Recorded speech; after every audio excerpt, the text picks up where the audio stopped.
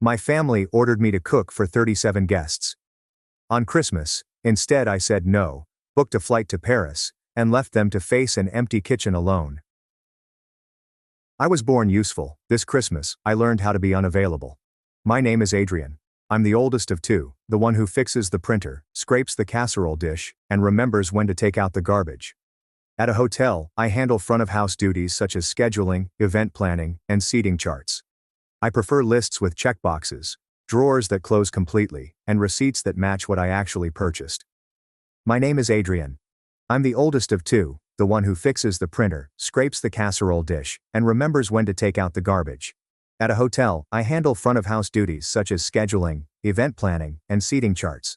I prefer lists with checkboxes, drawers that close completely, and receipts that match what I actually purchased. My folks describe me as dependable. If you ask me, I'm the one who keeps the lights on while the others enjoy the room. My sister, Celine, is 26. She's the glitter, creative, buoyant, and destined for great things. She texts and uses exclamation points but never fully charges her phone. We grew up in a small, noisy environment where help meant doing it and family meant paying for it. Celine always had a crowd. I always carried a dish towel. When we were kids and mom had people over, I set out plates and wiped fingerprints off the fridge, while Celine tried on outfits in my parents' room and showed up at the last minute. When I obtained my first job, my father charged me $170 for the house. When Celine received hers, her mother advised her to just focus on your dreams. December is a busy month at the hotel. We host a dozen office parties and 2 charity galas. My December is a spreadsheet with color-coded blocks and a break penciled in as a joke. This year, I circled one day, December 26th, because it was mine. For the first time ever, I had saved 3 PTO days consecutively. I desired quiet. I wanted to wake up without a list. One day before Christmas, I visited my folks with a tin of cookies from the hotel bakery. Mom was in the kitchen, wearing my aerobics sweatshirt. Dad had the football game on mute. Celine sat on the couch, bare feet tucked under her, scrolling. Mom greeted me in that upbeat tone she employs when there is already a plan. "Oh, perfect timing," she replied. "Your sister's friends are spending Christmas here. Only 37 people." I laughed because sometimes the only sound you can make is a mistake. 37. Celine smiled without looking up. "It's basically my whole creative cohort, plus once," she informed me. Vibes. Mom began bringing out the large roasting pan. "We'll do stations," she explained. "Grazing board, carving, dessert. You can do the timeline." "Me," I said, as if I were a visitor in this discourse. "Obviously you," Dad responded, staring at the television. "You're good at this." Mom was already listing. "We need chairs. We need extra ice. We need a vegetarian option.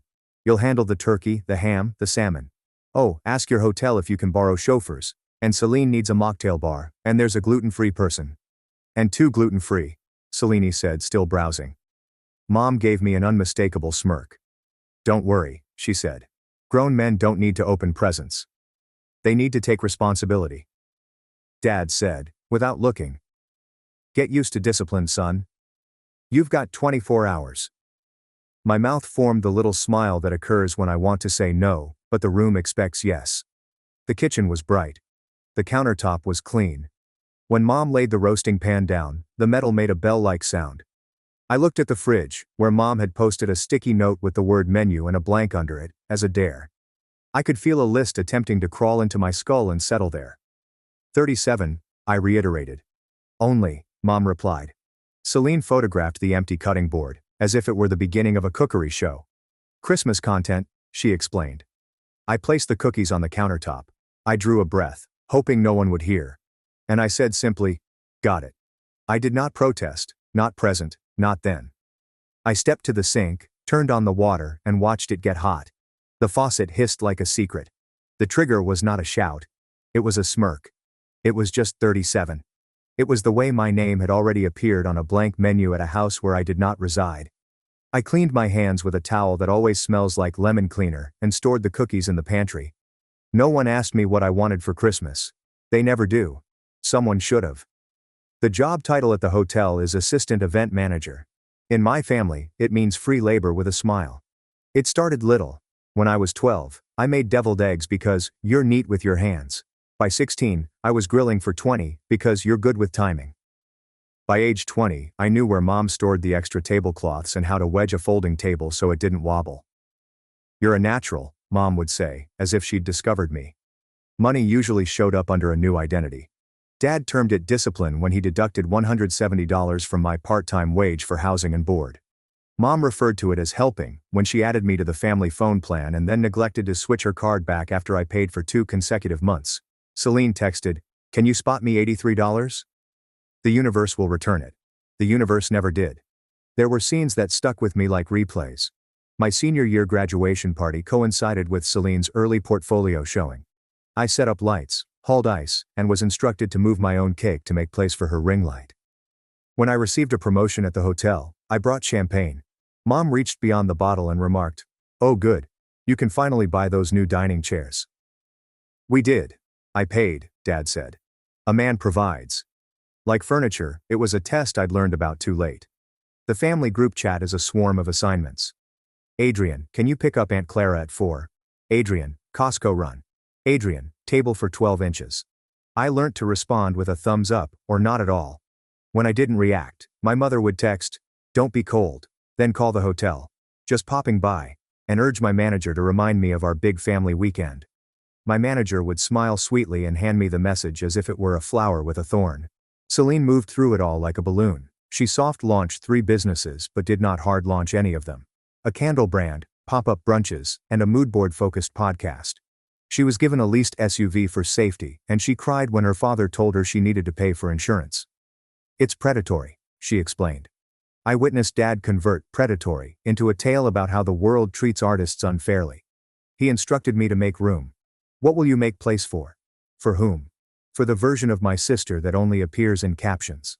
Last Christmas, I cooked for 18 because Grandma couldn't do it anymore. I made a grocery list, paid for excess, which became the norm, and slashed my thumb when the good knife hit the bad angle. Mom blotted the blood with a dish towel and said, "Are you okay?" She didn't stop. Neither of us did. We served at 5. In March, Celine arranged a vision brunch for 12 guests and used my hotel discount to rent chaffers. "You can bring them," she said. "You know how to set them up." Later, she shared a photo of my hands in a frame with the caption, "Grateful for community." I received 2 texts from strangers wondering if I catered. I replied, "No," and received a 3rd text from Mom. We could make a business of this. April was the month when we discussed rent. "Stop wasting money," Dad said. "Move back home. Save." He pronounced save as if it meant the same thing to everyone.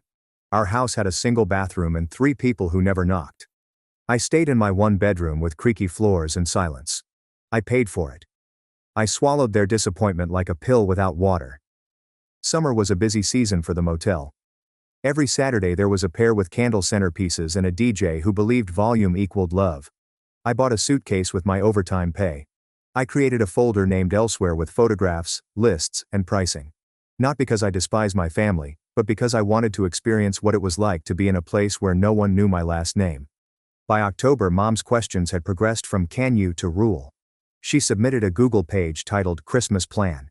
The first line wasn't "Who's coming," but "Menu, Adrian under budget." She wrote, "We'll discuss," which means you pay and we forget. Then the only 37 landed.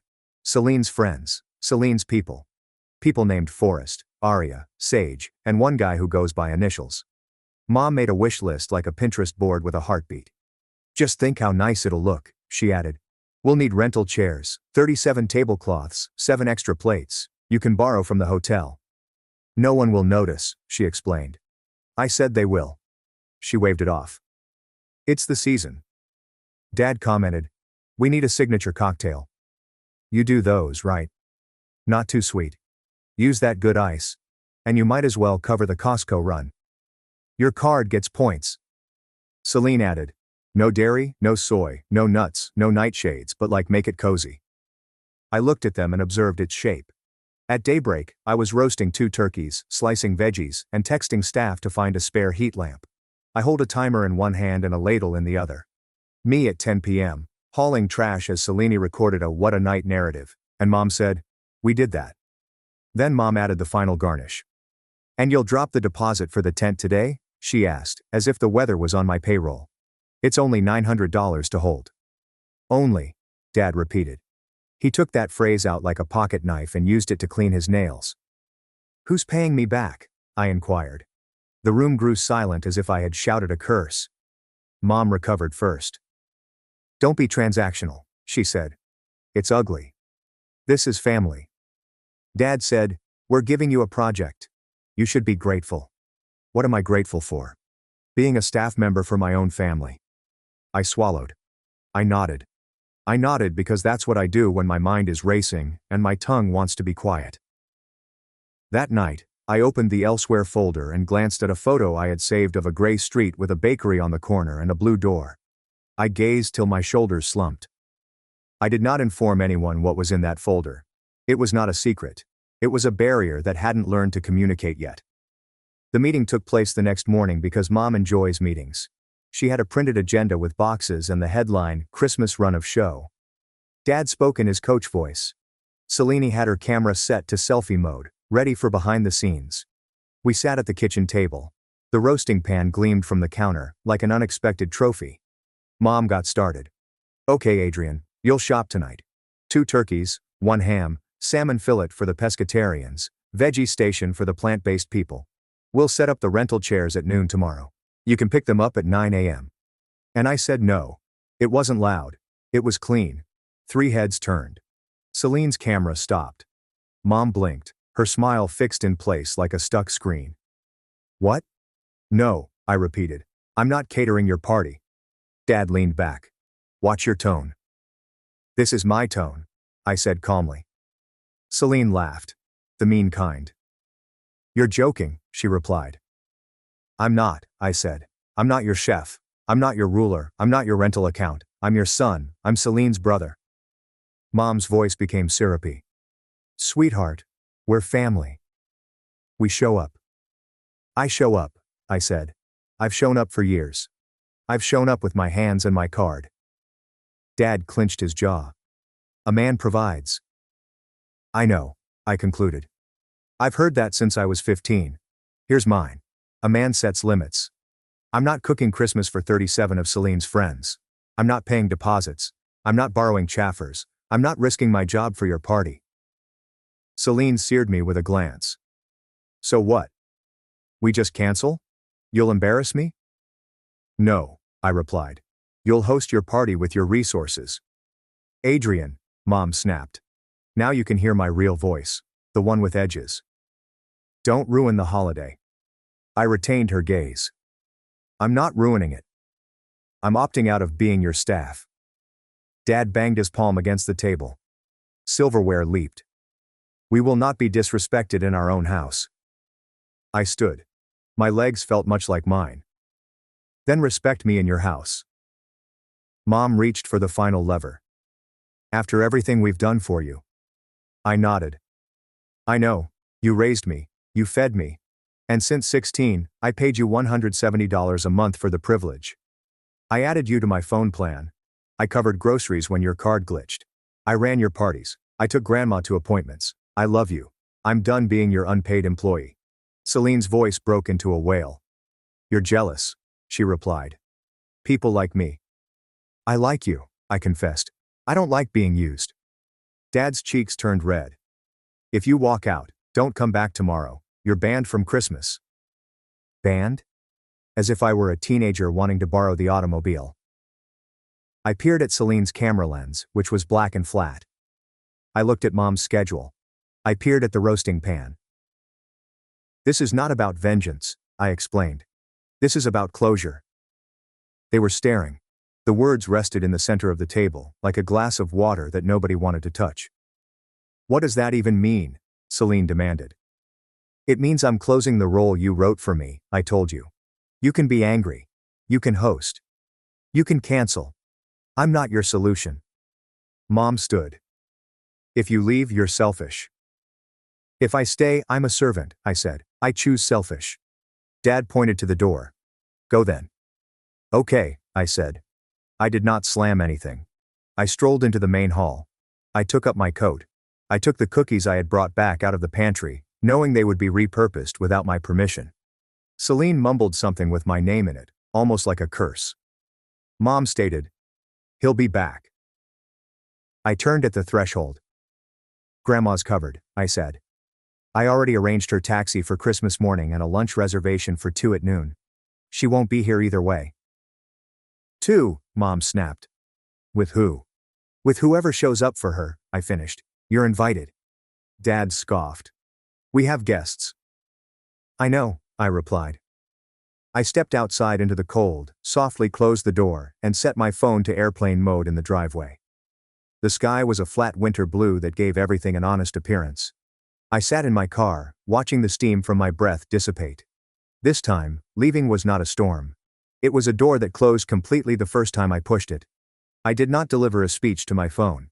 I made movements.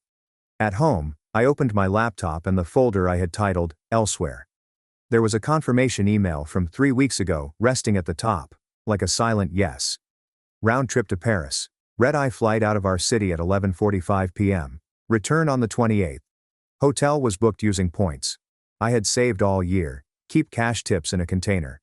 Overtime. Luncheons prepared at home. The ticket had been a gift to myself. I hadn't told anyone since in my family. News is recruited into the group conversation before it reaches you. I checked in. I chose a window seat. I printed the boarding pass because paper relaxes me. Turn the phone back on. There are 12 missed calls. 3 from Mom, 2 from Dad, 7 from Celine. The texts landed in a stack. Mom, you are being obscene. Dad, grow up. Celine, you're ruining my event. Mom, we'll talk at 6. Be here. Dad, non-negotiable. I did not leave at 6 o'clock. I brought a carry-on with 3 sweaters, 2 pairs of jeans, socks, a novel, my passport, and a list of bakeries I wanted to visit. I fed my neighbor's cat ahead of time, texted her a photo, and provided a spare key in return for her watering my plant. At 7:03, Mom called. I let it ring. At 7:05, Dad called. I let it ring. At 7:12, Celine writes in all caps, "Everyone is counting on you." I sent one text. "I'm not hosting your party." At 8:40, I requested a taxi to the airport. At 9:10, I set my phone to do not disturb for everyone except Grandma and the airline. At 9:45, I received a notification. Celine has added you to an Instagram story. I did not click. At 10:02, an email arrived from the tent rental company. Hi Adrian, just confirming we have a tentative hold. Please complete deposit by 8 p.m. to secure. I said Mom and said, please release. I won't be paying or picking up. Mom replied at 10:10. Are you sick? At 10:15, a response from the rental company. Released as requested. At 10:27, I called Grandma. I'm going to be away for a few days, I announced. Your taxi is for 11 a.m. on the 25th. Lunch is at noon. Order number is 48,271. They know you like the window table. She chuckled. You always did have a head, she replied. Go see something you want. At 11:45, the wheels are up, and the phone is in airplane mode. The city faded away like a complex discussion. I didn't have to finish. I slept poorly and brilliantly at the same time. I awoke to a pale grid of fields, thinking that I had reclaimed my own time. When I turned on my phone after landing, it went nuts. 39 missed calls. 112 texts. A new group chat called, Emergency Now. The scroll read like a script. When the first visitors arrived at my parents' house, the kitchen was still bare, counters vacant, ovens chilly, nothing prepared. Mom's smirk disappeared. Her face drained of color as she realized there was no food ready, only a crowd waiting for service. 5:10 p.m. Mom. Where are you? 5:12 p.m. Celine. We need the keys to the church hall. 5:15 p.m. Dad, pick up your phone. 5:21 p.m. Mother. The turkey is still frozen. 5:30 p.m. Celine. You are destroying my brand. 5:37 p.m. Mom. Adrian, be a man. 5:41 p.m. Dad. We will remember this. 6 p.m. Unknown, my name is Sage, is there quinoa? 6:02 p.m. Mom. Okay, answer. 6:14 p.m. Celine. I informed everyone that you had a meltdown. 6:21 p.m. Mom. Your aunt is on the way. 6:33 p.m. Mom, where is the nice salt? 6:34 p.m. Celine. We need ice. 6:35 p.m. Mom, we need ice. 6:40 p.m. Dad is stubborn. 6:46 p.m. Mom, we found rice. 6:52 p.m. Celine, the oven is slow. 7:10 p.m. Mom, there are guests on their way. Message after message revealed the same fact. The kitchen they expected me to fill remained empty, and each missing dish prompted another furious text. 7:14 p.m. Mom, where is the carving knife? I stared at the last one for a long moment before setting my phone down on the tiny motel desk. A street outside my window moved quietly. I put on a coat and headed to a bakery that had been mentioned in 5 different blog articles as nothing exceptional, but nice. The line moved quickly. The woman handed me a bag and muttered something I could not understand. I said, "Mercy." It was the only word I had. Back in my room, another stack. 7:30 p.m. Celine. There is no mocktail. 7:32 p.m. Mother. The gluten-free person brought bread. 7:40 p.m. Dad. We are out of plates. 7:41 p.m. Mom, where is the nice salt? I deleted my kitchen doesn't have the good salt. I took it home months ago. Better not to open the door. At 8:12 p.m. Grandma sent a single text. Taxi scheduled. Thank you. At 9:03 p.m. the tone changed. Mom. You can't celebrate New Year's until you apologize. Dad. Pay your half or you'll be cut off. Celine. You are dead to me. Cut off from what? I've held an unpaid internship in their lives. I ate warm bread and fell asleep at 9:40, like a person who hadn't slept for weeks. Morning. Christmas. Quiet streets. Gray sky. I heard a church bell somewhere I did not belong. I made burnt coffee and went beside a river. Nobody recognized me. Nobody asked for ice. Grandma sent a photo at midday. Her wearing a paper crown from a Christmas cracker and seated near a window with a platter of cooked chicken and potatoes. Aunt Clara stands next to her, beaming, wearing the same crown. Caption, good and warm. I smiled so fiercely that my face hurt. Afternoon. I took inventory like I usually do after events, but this time, everything was mine. Family plans. I logged in, paid my current balance, and planned a split at the end of the cycle. It's merely my line. I texted Mom and Celine links for transferring lines to their respective accounts before the 31st. Streaming, password changes, and logouts on all devices. Wholesale Club. I removed the household add-on, grocery application. I deleted all saved addresses other than mine. I removed my card. Bank. I transferred my savings to a new bank with a 2-factor login and a name no one knows. Credit freeze across all 3 bureaus. PINs in an area that my family seldom checks. Mail. Set up an informed delivery with a 5-day hold. House keys. The spare I had gave Mom last year went missing. I arranged a locksmith for my home on the 29th. New locks. New codes. I was not punishing, I was cleaning, I was shutting off the only taps I had turned on. At 2:40 p.m., Mom tried something soft. We can reset after the holiday, she wrote. Just admit you were dramatic. I responded, I'm not resetting to be your staff. She responded with one word. Ungrateful. At 3:12 p.m., Celine shared a photo of individuals wearing Christmas sweaters in our parents' living room eating what appeared to be rice with cranberry sauce. Caption. We made it work. Good. They should learn how. At 5 p.m., Dad finally spoke the truth. Equity line, he noted. We need to talk about tapping your savings for family needs. You're being selfish. I placed my phone face down and stared at the patterned hotel wallpaper until the room stopped spinning. I then wrote 3 sentences. I'm not your emergency fund. I will help Grandma directly, everything else is no. He replied, we won't forget this. Me either. On the 26th, I sat at a cafe and checked my email. Our European partner hotel made an offer, a 3-month assignment beginning in late January, with housing, a stipend, and the opportunity to learn their systems. I had applied in October at 2 a.m. I then persuaded myself it was a daydream. HR sent the offer on the 23rd. I had not seen it. I accepted. New start date, January 23rd. Paris, but not for vacation, for work. I chose this door. I texted my landlord when I returned to my room.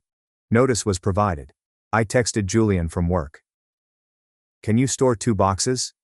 He replied with a thumbs up and a question. You okay? I wrote better than okay. On the 27th, I flew home. At baggage claim, my phone recorded the final batch. Mom. So you're actually doing this? Dad. Paris is childish. Celine. Nobody will assist me relocate in January. Grandmother. Bring me a magnet. I slipped my phone into my pocket and smiled. A magnet is something I can do. Back at my place, I wrote a list and taped it to the refrigerator. Exit. 1 column for accounts, 1 for dates, and 1 for completed. I began checking boxes. The true surprise was not Paris. It was that the part of me they expected to see, silent, useful and available, did not return. January brought a chill to everything. People become tired of being loud. Mom tried once more saying, "We can fix this if you sign a family agreement." And I responded, "No." Dad sent a link to a storage facility saying, "We need space at your place." And I said, "My lease has been active since the 20th. Celine wrote, "Last chance to support my launch," and I responded with a screenshot of my calendar including a small airplane icon. I made tiny trips, 2 boxes to Julian, and 1 suitcase to my parents' doorway for Grandma. Paris magnet, wool scarf, and a message containing my new phone number and the hours I'd be awake at her time. I rang the doorbell and left before Mom could open it. On my last night at my apartment, I made pasta and ate it on the floor because the chairs were no longer available. I made a list on a sticky note and kept it in my passport. I'll help Grandma personally. I will not endorse sentiments. I will not be the family's unpaid caregiver. I will not call control love. I'll respond when I mean yes. I'll say no without essays. At the airport, my phone vibrated. Mother. Are you proud of yourself? I wrote, I'm proud that I stopped lying. She sent, to who? I wrote, to myself. In Paris, my room is modest. The radiator clicks, and the window stares out at a slice of sky. I walk to work. I count dogs along the way. I find that the elevators here always hesitate before remembering you. I prepare coffee on a hot plate and toast bread till it's practically burnt, which is how I prefer it. I answer the phone when Grandma calls. I send her photographs of bridges and pigeons. I ignore the group conversation until the phone goes silent on its own. People continue to ask for a moral. I do not have a sentence for everyone. I've prepared a sentence for myself. I didn't flee. I shut the door I'd been keeping open for years because I believed that was what decent sons did. The party continued without me. Good. It should. It is theirs. So is the cleanup. I am not a servant. I am not a wallet. I am not prepared for other people's seasons. My name is Adrian. I'm 30. I booked the trip. I took it. I accepted the job. I reclaimed my life in modest, boring, and permanent ways. When I fly home, I'll bring Grandma another magnet. I'll transport myself back to a house with an empty kitchen until I decide to cook. And if someone says only 37, I'll smile and offer the simplest, clearest word I know. Number. My father shoved me into the fountain at my sister's wedding. Guests laughed, until my secret husband walked in with a billion-dollar name. On my sister's wedding night, my father shoved me into the fountain. I stood, mascara bleeding, and smiled. Because in exactly 20 minutes, the doors would open and the family that laughed would finally learn who I really was. My father, at my sister's wedding, pushed me into a fountain. Water was dripping from my beautiful clothing. Mascara is dripping down my face. But rather than cry, I smiled. A discreet, knowing smile. Because at the time they had no idea who I really was or who I had married. The whispers, chuckles, and pointed fingers were about to be silenced forever. Growing up in the wealthy Campbell household of Boston was all about looks. Our 5-bedroom colonial on Beacon Hill shouted success. However, behind those immaculate doors, things were different. I've been likened to my sister Isolde since I can remember. She was 2 years younger yet was usually the center of attention. My parents, Robert and Patricia Campbell, played, "Why can't you be more like your sister?" on repeat throughout my youth. My father, a prominent business attorney, prioritized appearance above all else. My mother, a former beauty queen turned socialite, never missed an opportunity to tell me I wasn't enough. I would bring home straight A's, while Isolde got straight A's plus extracurricular activities. I'd win second place in a science competition, but it would be overshadowed by Isolde's dance performance. It was unrelenting. "Brionna, stand up straight. No one will take you seriously with that posture," my mother would say when I was just 12. "Isolde has natural grace," she'd say happily, resting her hand on my sister's shoulder. My father raised a glass on my 16th birthday saying, "You have to work harder at these things." I recall the anticipation, thinking, Maybe this time it's for me. Instead, he announced Isolde's admission to a prestigious summer program at Yale. My birthday cake was forgotten in the kitchen. College provided no relief. While I was at Boston University, working a part-time job and achieving a 4.0 GPA, my parents rarely attended my events. But they'd travel 3 states to see every one of Isolde's Juilliard performances. My mother made the first statement at my college graduation about my logical career decision in criminal justice. "At the very least, you're being realistic about your prospects," she added, smiling tightly. Meanwhile, Isolde was praised for pursuing her passion with her arts degree. The 1,000 paper cuts lasted throughout adulthood. Each family vacation was an endurance test. Every accomplishment is diminished, and every error is emphasized. Something shifted during my second year at the FBI Academy in Quantico. I chose to build emotional distance. I stopped revealing specifics about my life. I declined holiday invites. I built walls taller than our family home. What's with the irony? My career was thriving. I'd discovered my calling in counterintelligence, quickly ascending through the ranks with a combination of keen analytical skills and unwavering drive. By the age of 29, I was in charge of specialized operations that my family was completely unaware of. Cassian Reed and I met while working on a challenging multinational case. Not on the field, as one might imagine, but at a cybersecurity conference, where I represented the agency. Cassian wasn't your typical tech entrepreneur. He transformed Reed Technologies from a college dorm room into a global security behemoth worth billions. His systems safeguarded governments and corporations against growing risks. Our connection was quick and surprising. Here was someone who saw me clearly, without the distorted prism of my family past. Our romance was intense, sandwiched between my covert operations and his worldwide business empire. "I've never met anyone like you," Cassian told me on our third date, as we walked down the PTOAC at midnight. "You're extraordinary, Briona. I hope you know that." Those words, simple but real, provided more validation than I had received in decades of family life. We married 18 months later in a private ceremony seen by only 2 people, my closest co-worker, Evander, and Cassian's sister, Eliza. Our decision to keep our marriage clandestine was not solely motivated by security concerns. It was my decision to maintain this vital area of my life free of my family's toxicity. For 3 years, we developed our lives together while retaining separate public personas. Cassian traveled widely, and my position at the FBI advanced until I was appointed as the agency's youngest deputy director of counterintelligence operations. This brings me back to my sister's wedding. 6 months ago, the invitation came in Boston, gold and dripping with presumption. Isolde was married Leander Wellington IV, the heir to a banking fortune.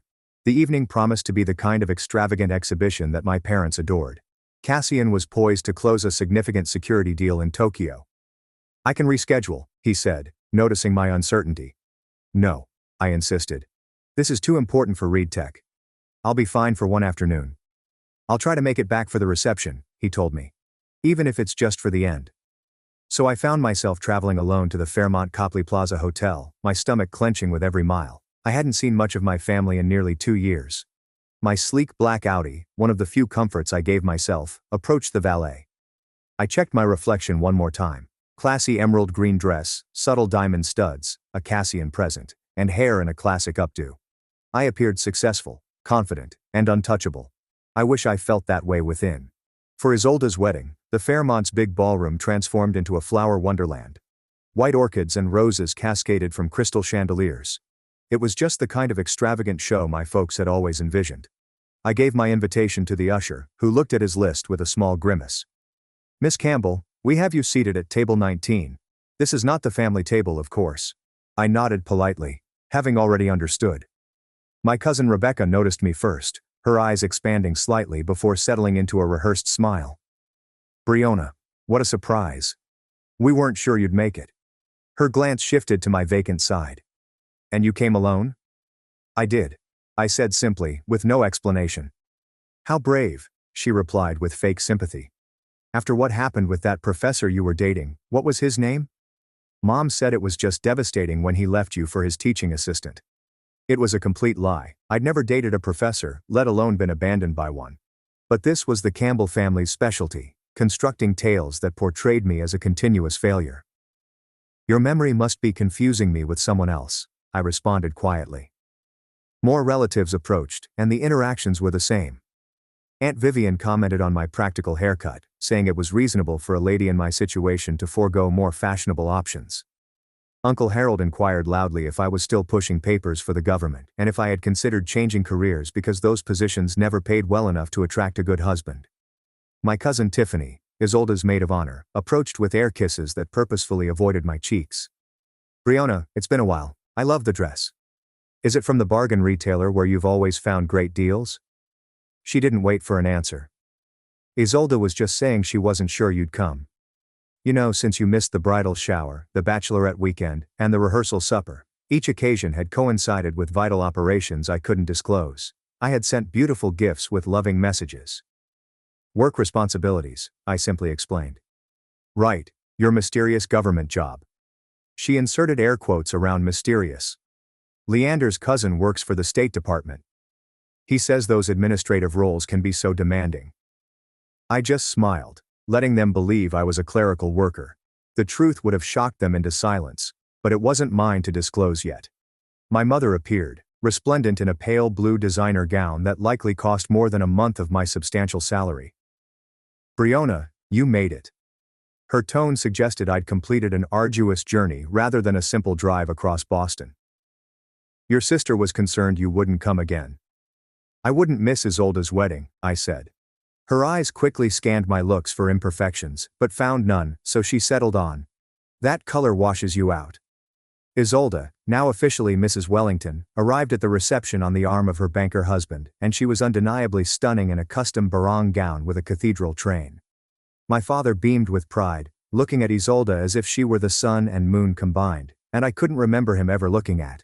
The maitre d' directed me to table 19, which was so far from the main family table that I almost needed binoculars to see it. I was seated with distant cousins, my mother's former college roommate, and several elderly relatives who couldn't quite place who I was. "Are you one of the Wellington girls?" A hard-of-hearing great-aunt squinted at me over thick glasses. "No, I'm Robert and Patricia's daughter," I explained, Isolda's sister. Her face registered surprise. "Oh, I didn't know there was another daughter." That stung more than it should have, even after all these years. Dinner proceeded with elaborate courses and flowing champagne. From my distant vantage point, I watched my family holding court at the center table, laughing and celebrating without a glance in my direction. The traditional family photos had been taken earlier. During the maid of honor speech, Tiffany spoke movingly about growing up with Isolda, who was, like the sister I never had, pointedly ignoring my existence. The best man joked about Leander joining the Campbell family dynasty and how he was trading up by marrying the Campbell golden child. I kept my cool through it all, sipping water to stay clear-headed. Cassian had texted an hour earlier. "Landing shortly. Traffic from the airport is heavy." When the dance began, I tried to join a circle of relatives, but they discreetly closed ranks, leaving me on the outside. I retired to a quiet corner, checking my watch. Cassian would be here soon, just a little longer. My mother approached with a champagne flute in hand. "You could at least try to look like you're enjoying yourself," she snarled. "Your perpetual sulking is becoming a topic of conversation." "I'm not sulking, Mother. I am only observing." "Well, observe with a smile. The Wellingtons are important people, and your sister made an excellent match. Don't embarrass us, as if I were the one being embarrassed in this situation." "The least you could have done was bring a date," she continued. "Everyone is asking why you're here alone." I didn't bother explaining that my husband was worth more than the entire Wellington family fortune combined. That revelation would come soon enough. My father tapped his crystal glass for attention as the reception was in full swing. The audience fell silent as he went center stage in front of an impressive ice sculpture. "Today," he started, his voice conveying the trained projection of a seasoned attorney, "is the proudest day of my life. My lovely Isolde has made a match that beyond even a father's wildest dreams." A scattering of approving laughter followed. "Leander," he continued, turning to my new brother-in-law, "you're getting not just a wife, but admittance into a family focused on excellence and achievement." He raised his glass higher. "To Isolda, who has never disappointed us. From her earliest steps to her Juilliard graduation with highest honors and humanitarian foundation work, she has been nothing but a source of pride." My chest tightened. Not because I expected to be mentioned, I knew better, but because of the implicit comparison. Isolda had never disappointed them, and the unspoken conclusion was obvious. As he continued extolling Isolda's virtues, I quietly slipped away toward the terrace doors, needing air, space, and a moment to regroup before Cassian arrived. The evening sun was sinking over the hotel's famed courtyard fountain, sending golden light across the rippling water, and I was almost to the sanctuary of the terrace when my father's voice roared from behind me. "Leaving so soon, Briona?" I slowly turned, and he stood 10 feet away, microphone still in hand, with the entire reception looking in our direction. My mother and Isolde flanked him, identical stares of disdain on their flawless faces. "Just getting some air," I said, keeping my voice steady. "Running away." "Classic Briona," he said, as the microphone amplified his remarks to the entire audience. "Disappearing when family commitments become inconvenient." A rush of heat rose up my neck. "That isn't true, is it?" His voice had taken on the cross-examination tone that I remembered from childhood. "You've missed half of the wedding events. You arrived alone, without even the decency of bringing a companion." The room had turned utterly silent. "I'm sorry if my being alone bothered you," I added gently. "She couldn't even find a date," my father declared to the audience, eliciting uncomfortable laughter. 32 years old and no prospects in sight. Meanwhile, your sister has secured one of Boston's most eligible bachelors. His theatrics elicited even more laughs. "Dad," I murmured quietly. "This isn't the time or place." "It's exactly the time and place," he retorted, advancing toward me. "This is a celebration of success, of family achievement, something you would know nothing about." Each word was a calculated barb designed to penetrate years of carefully constructed armor. I looked at my mother and sister, hoping for any sign of intervention. They simply watched, my mother with a stiff smile, and Isolde with scarcely veiled joy. "Do you think we don't know why you're really alone? Why are you hiding behind that mystery government job?" My father added. "You've always been envious of your sister's accomplishments. Always a disappointment. Always a failure." "Dad, please stop," I begged, mindful of the hundreds of eyes on us. "Stop what? Telling the truth? The truth that you've never lived up to your potential and are ashamed to the Campbell name?" His voice rose with each question, and something inside me snapped, not toward anger, but toward a strange, calm clarity. "You have no idea who I am," I said quietly. "I know exactly who you are," he snarled. Then it happened. His hands touched my shoulders, a forceful shove that caught me completely off guard. I stumbled backward, arms windmilling, but there was nothing to grab onto. For a split second, I felt weightlessness, then the shocking cold as I plunged backward into the courtyard fountain. Water engulfed me. My carefully styled hair collapsed, my silk dress billowed, then clung, and my makeup undoubtedly ran in rivulets down my face. The physical shock was nothing compared to the realization that my own father had just publicly humiliated me at my sister's wedding. The crowd's reaction came in waves. First shocked gasps, then uncertain titters, finally erupting into full-throated laughter and even scattered applause. Someone wolf whistled, and another voice called out, "Wet t-shirt contest after the garter toss." More laughter and applause. I pushed myself up, water streaming from my ruined dress, and my heels slipped on the fountain's slick bottom as I found my footing. Through dripping strands of hair, I saw my father's triumphant expression, my mother's hand covering a smile, and my sister's undisguised glee. The photographer took picture after picture, capturing my humiliation for posterity. This would be in the wedding album shared around at future family gatherings, another chapter in the Briona the failure narrative. But something unexpected happened in that fountain, and as the cold water stunned my system, I realized I was done. I stood fully upright in the fountain, water cascading from my designer dress, pushing back my soaked hair and looking directly at my father. "Remember this moment," I said, my voice carrying across the suddenly quiet courtyard. Not shouting, not emotional, but clear and precise. My father's smile froze. Something in my tone must have registered because worry flickered in his eyes. "Remember exactly how you treated me," I added, edging slowly closer the fountain's edge. "Remember the decisions you made. Remember what you did to your daughter, because I guarantee you I will." I got out of the fountain with as much dignity as my wet state permitted. A stunned silence had replaced the laughter, and even my father appeared to be at a loss for words. I remembered a similar public humiliation from high school graduation, when my father interrupted my valedictorian speech to loudly comment that memorization had always been Briona's only talent, and the audience had laughed as well. I had shrunken into myself, becoming smaller, but not this time. I walked through the crowd, water dripping with each step, creating a trail across the expensive carpet. No one stopped me, no one offered help, no one spoke, and strangely, I was fine with that. For the first time in my life, I didn't need anything from these people. When I pushed through the door of the Fairmont's ladies' room, I saw myself in the gold-framed mirror, mascara streaked, plastered to my skull, the emerald dress now a darker forest green, saturated with water. But I didn't feel defeated.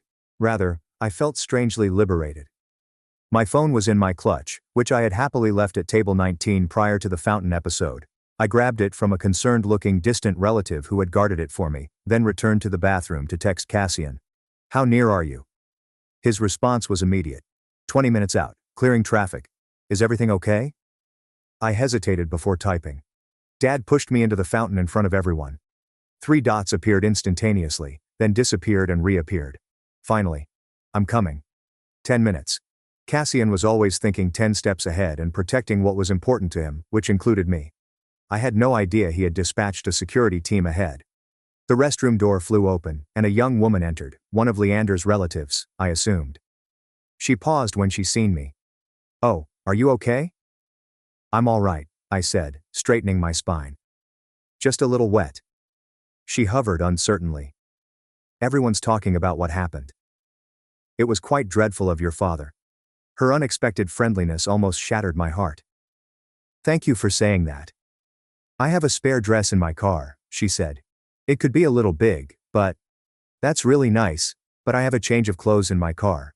A professional habit. Always have backup plans. Could you accompany me to the valet?" "I'd rather not wade through the crowd alone." "Of course," she answered. "My name is Maris. Leander's step-cousin from his mother's second marriage. Essentially, the Wellington family is an aberration."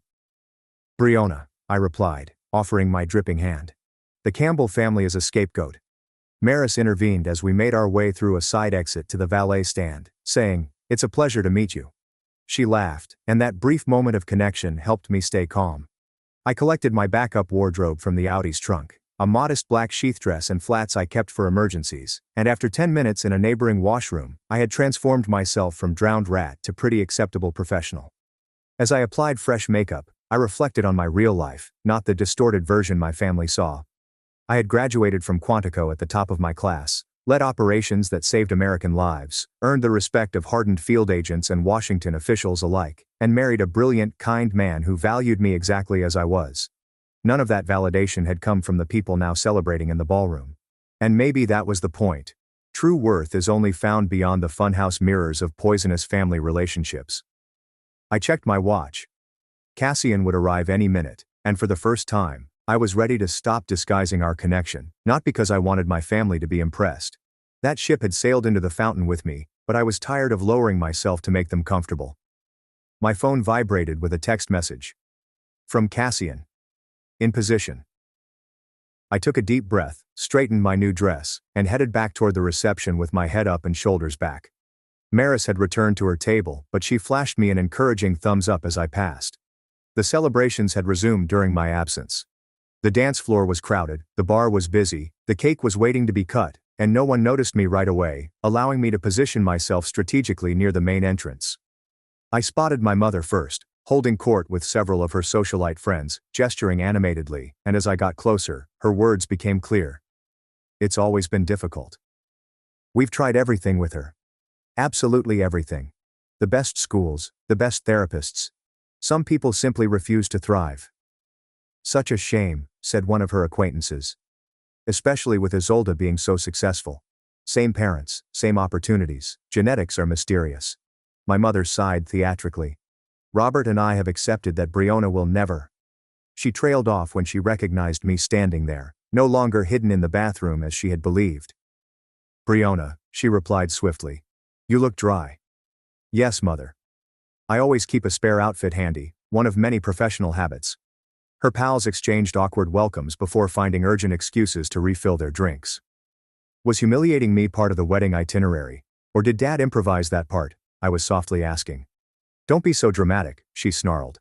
"You were trying to slink away as usual. Your father simply lost patience with your antisocial behavior. Pushing your adult daughter into a fountain is not a normal response to perceived antisocial behavior. Perhaps if you had brought a date, made any effort at all to participate in your sister's happiness instead of making everything about your mysterious job and your perpetually busy schedule, things would have gone differently." I studied my mother's face, looking for any sign of the protective instinct that should have existed. There was nothing but resentment that I had interrupted her narration. You know what's interesting, Mother?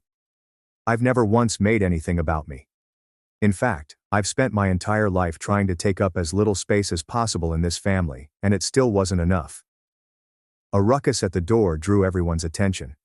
The unmistakable sound of several car doors closing in rapid succession. The appearance of two men in perfect suits carrying out a modest security sweep. My mother frowned. What's happening? Did the Wellingtons arrange additional security without consulting us? I checked my wristwatch. Right on time, I said. The sleek black Maybach had arrived, along with two equally outstanding security vehicles. Conversations paused as attention switched toward the entrance, as witnessed by the wedding guests. Even the music felt too quiet. My heart raced, despite my outward serenity. Cassian's effect on me persisted even after 3 years of marriage. And in about 60 seconds, my family would finally meet my husband. The huge doors to the ballroom opened with authority. Evander and Dmitri were the first two security personnel to enter. I recognized their attentive eyes, which were searching the room with professional competence. They wore excellent clothes that couldn't quite hide their military appearance. Whispers echoed throughout the event.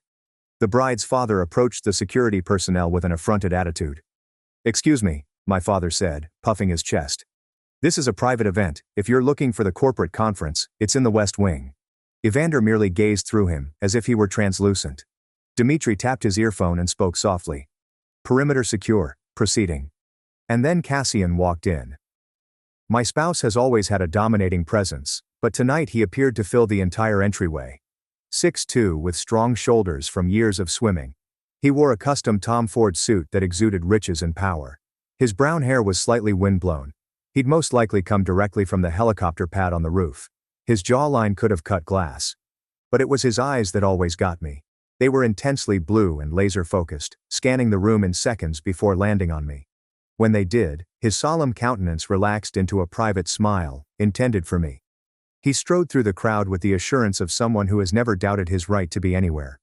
People instantly stepped aside, leaving a passage straight to where I stood. I was barely aware of my mother beside me, her body stiffening as she realized this enormous man was coming directly at us.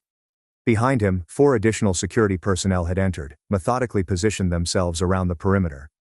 "Briona," Cassian began as he approached me, his voice a warm bass that reverberated through the now quiet chamber.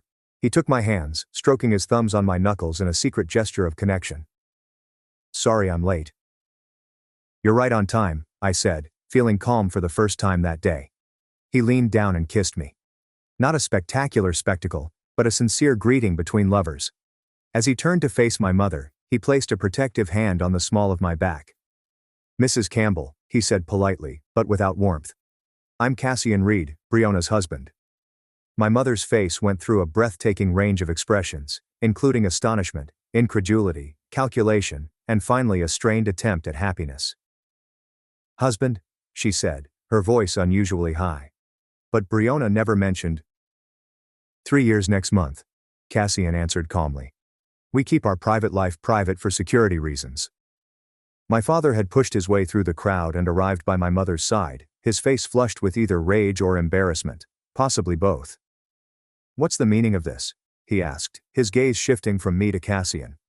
"Some kind of prank? Hiring security and an actor to create a scene at your sister's wedding is a new low, Briona." Cassian's expression sharpened quite imperceptibly. Only someone who knew him as well as I did could see the lethal glitter in his eyes. "Mr. Campbell," he replied, his voice deceptively soft. "I'm Cassian Reed, CEO of Reed Technologies. Your daughter and I have been married for nearly 3 years." My father's mouth opened and closed silently. Reed Technologies was a household name and a multi-billion-dollar worldwide security corporation. Even my technologically averse father would recognize it. "That's not possible," he finally said. "We would have known." "Would you?" Cassian inquired, his tone genuine and curious. "When have you ever shown interest in Briona's actual life?" "From what I've observed today, and what she's shared over the years, your interest extends only to criticizing her choices, not understanding them." My sister had now come, her white robe resembling an apparition drifting through the shocked attendees. Leander followed in her footsteps, his countenance conflicted between surprise and fascination. "What's happening?" Isolde demanded. Who are these people? Apparently, my mother murmured softly. Your sister has a husband. That's ridiculous, Isolde remarked. She's making it up for attention. On my wedding day. Cassian tightened his arm around my waist, not possessively, but supportively. Mrs. Wellington, congratulations on your marriage. I apologize for missing the ceremony. International business obligations kept me in Tokyo until a few hours ago. His excellent manners contrasted sharply with Isolde's harshness. She flushed, uncertainly gazing around at Cassian, the security team, and the growing number of eager wedding guests. Is this some kind of joke? My father asked, his voice returning. You expect us to believe that Briona, our Briona, secretly married a billionaire tech CEO, said one of Leander's buddies from the back, who appeared to have Googled Cassian on his phone. Holy that's really Cassian Reed, Forbes cover last month. Net worth estimated at $12 billion. A collective gasp echoed throughout the room. My mother swayed slightly, grasping for the back of a chair to support herself. I don't understand, she muttered. Why wouldn't you tell us? For the first time, her query was genuine rather than accusing. I nearly felt bad for her. When have you ever wanted to hear about my successes, Mother? I said kindly. When have you ever celebrated anything about me? She asked.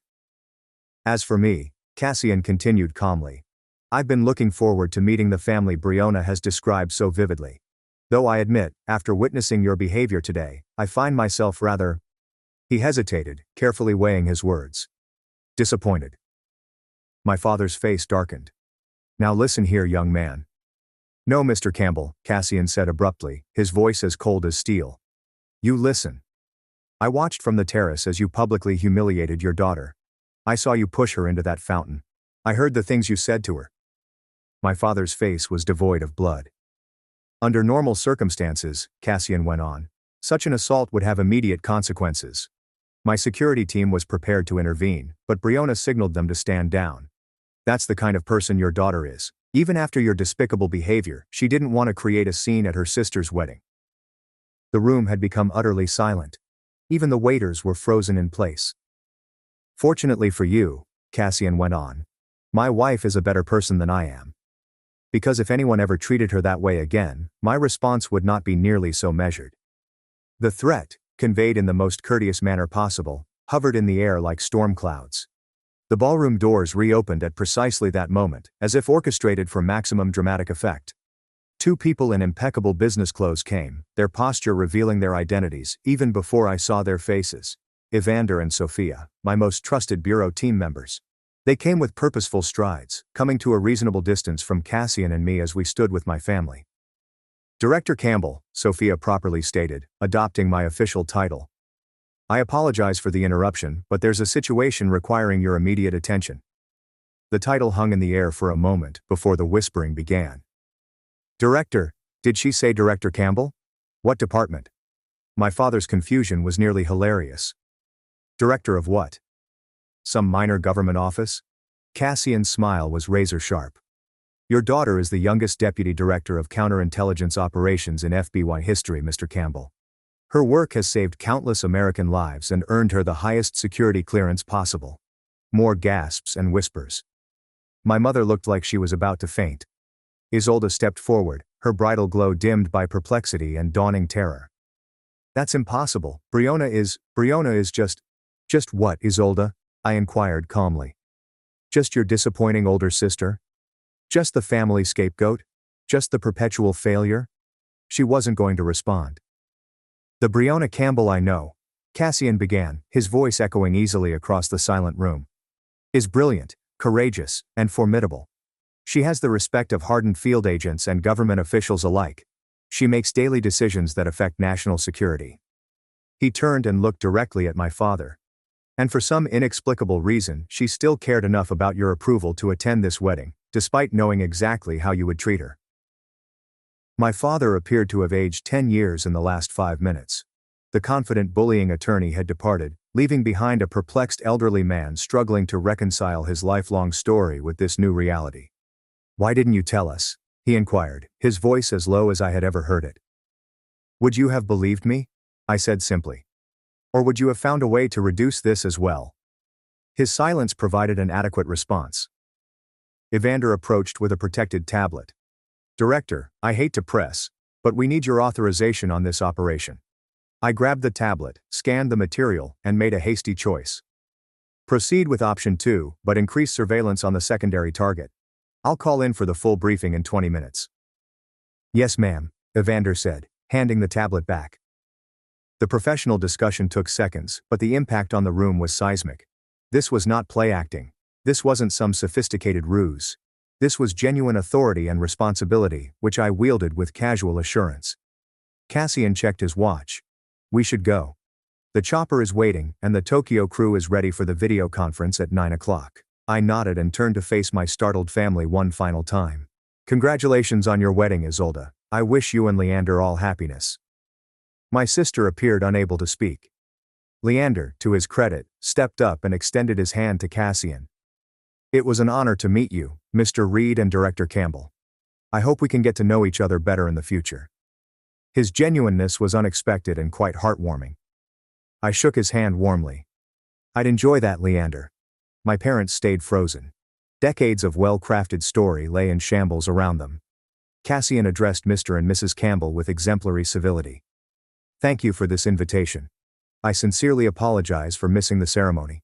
My father has finally found his voice. Briona, wait. We need to discuss this. We are your parents. We've always wanted the best for you. We have always been proud of you. The open attempt to change history may have worked in the past. Not today. No, Dad, I said gently. You have not. But that's fine. I don't need you to be proud of me anymore. With that, Cassian and I turned and went out of the ballroom, my security team forming around us. Behind us, whispering had turned into full-throated exclamations. The Campbells would never be the same, and neither would I. The sleek black helicopter waited on the Fairmont's rooftop helipad, its blades already starting their slow rotation. As we approached, escorted by security, I sensed a strange lightness. Decades of family baggage appeared to have vanished in that ballroom, leaving only my parents' broken illusions. Are you okay? Cassian said, his mouth close enough to my ear to be heard above the rising rotor noise. Surprisingly, I said. Better than okay. Sophia approached us before we could board, looking apprehensive. Director, there's been a development. The ambassador is requesting your presence at the embassy immediately. The surveillance package picked up anomalous signals. Cassian gave me a concerned look. This was not part of the evening's script. Is it real or performance art? I asked gently. Unfortunately, real, she answered. Evander has already started communicating with the field team. Time sensitive.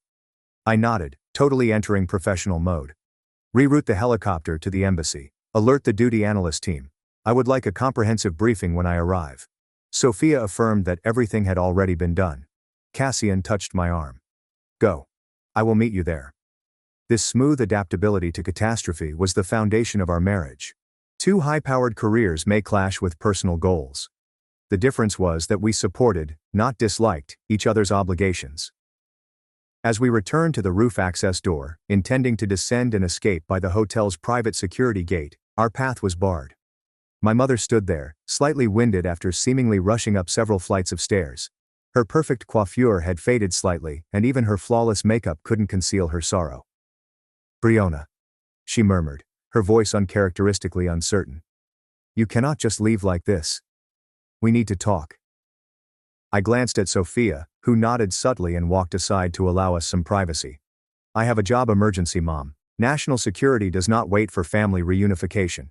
She repeated, national security, as if for the first time. You truly are what they said. A director at the FBI and deputy director of counterintelligence operations. I confirmed for the last 18 months. Before that, I was the assistant director for 3 years. She appeared to be attempting to reconcile this information with her long-held perception of me.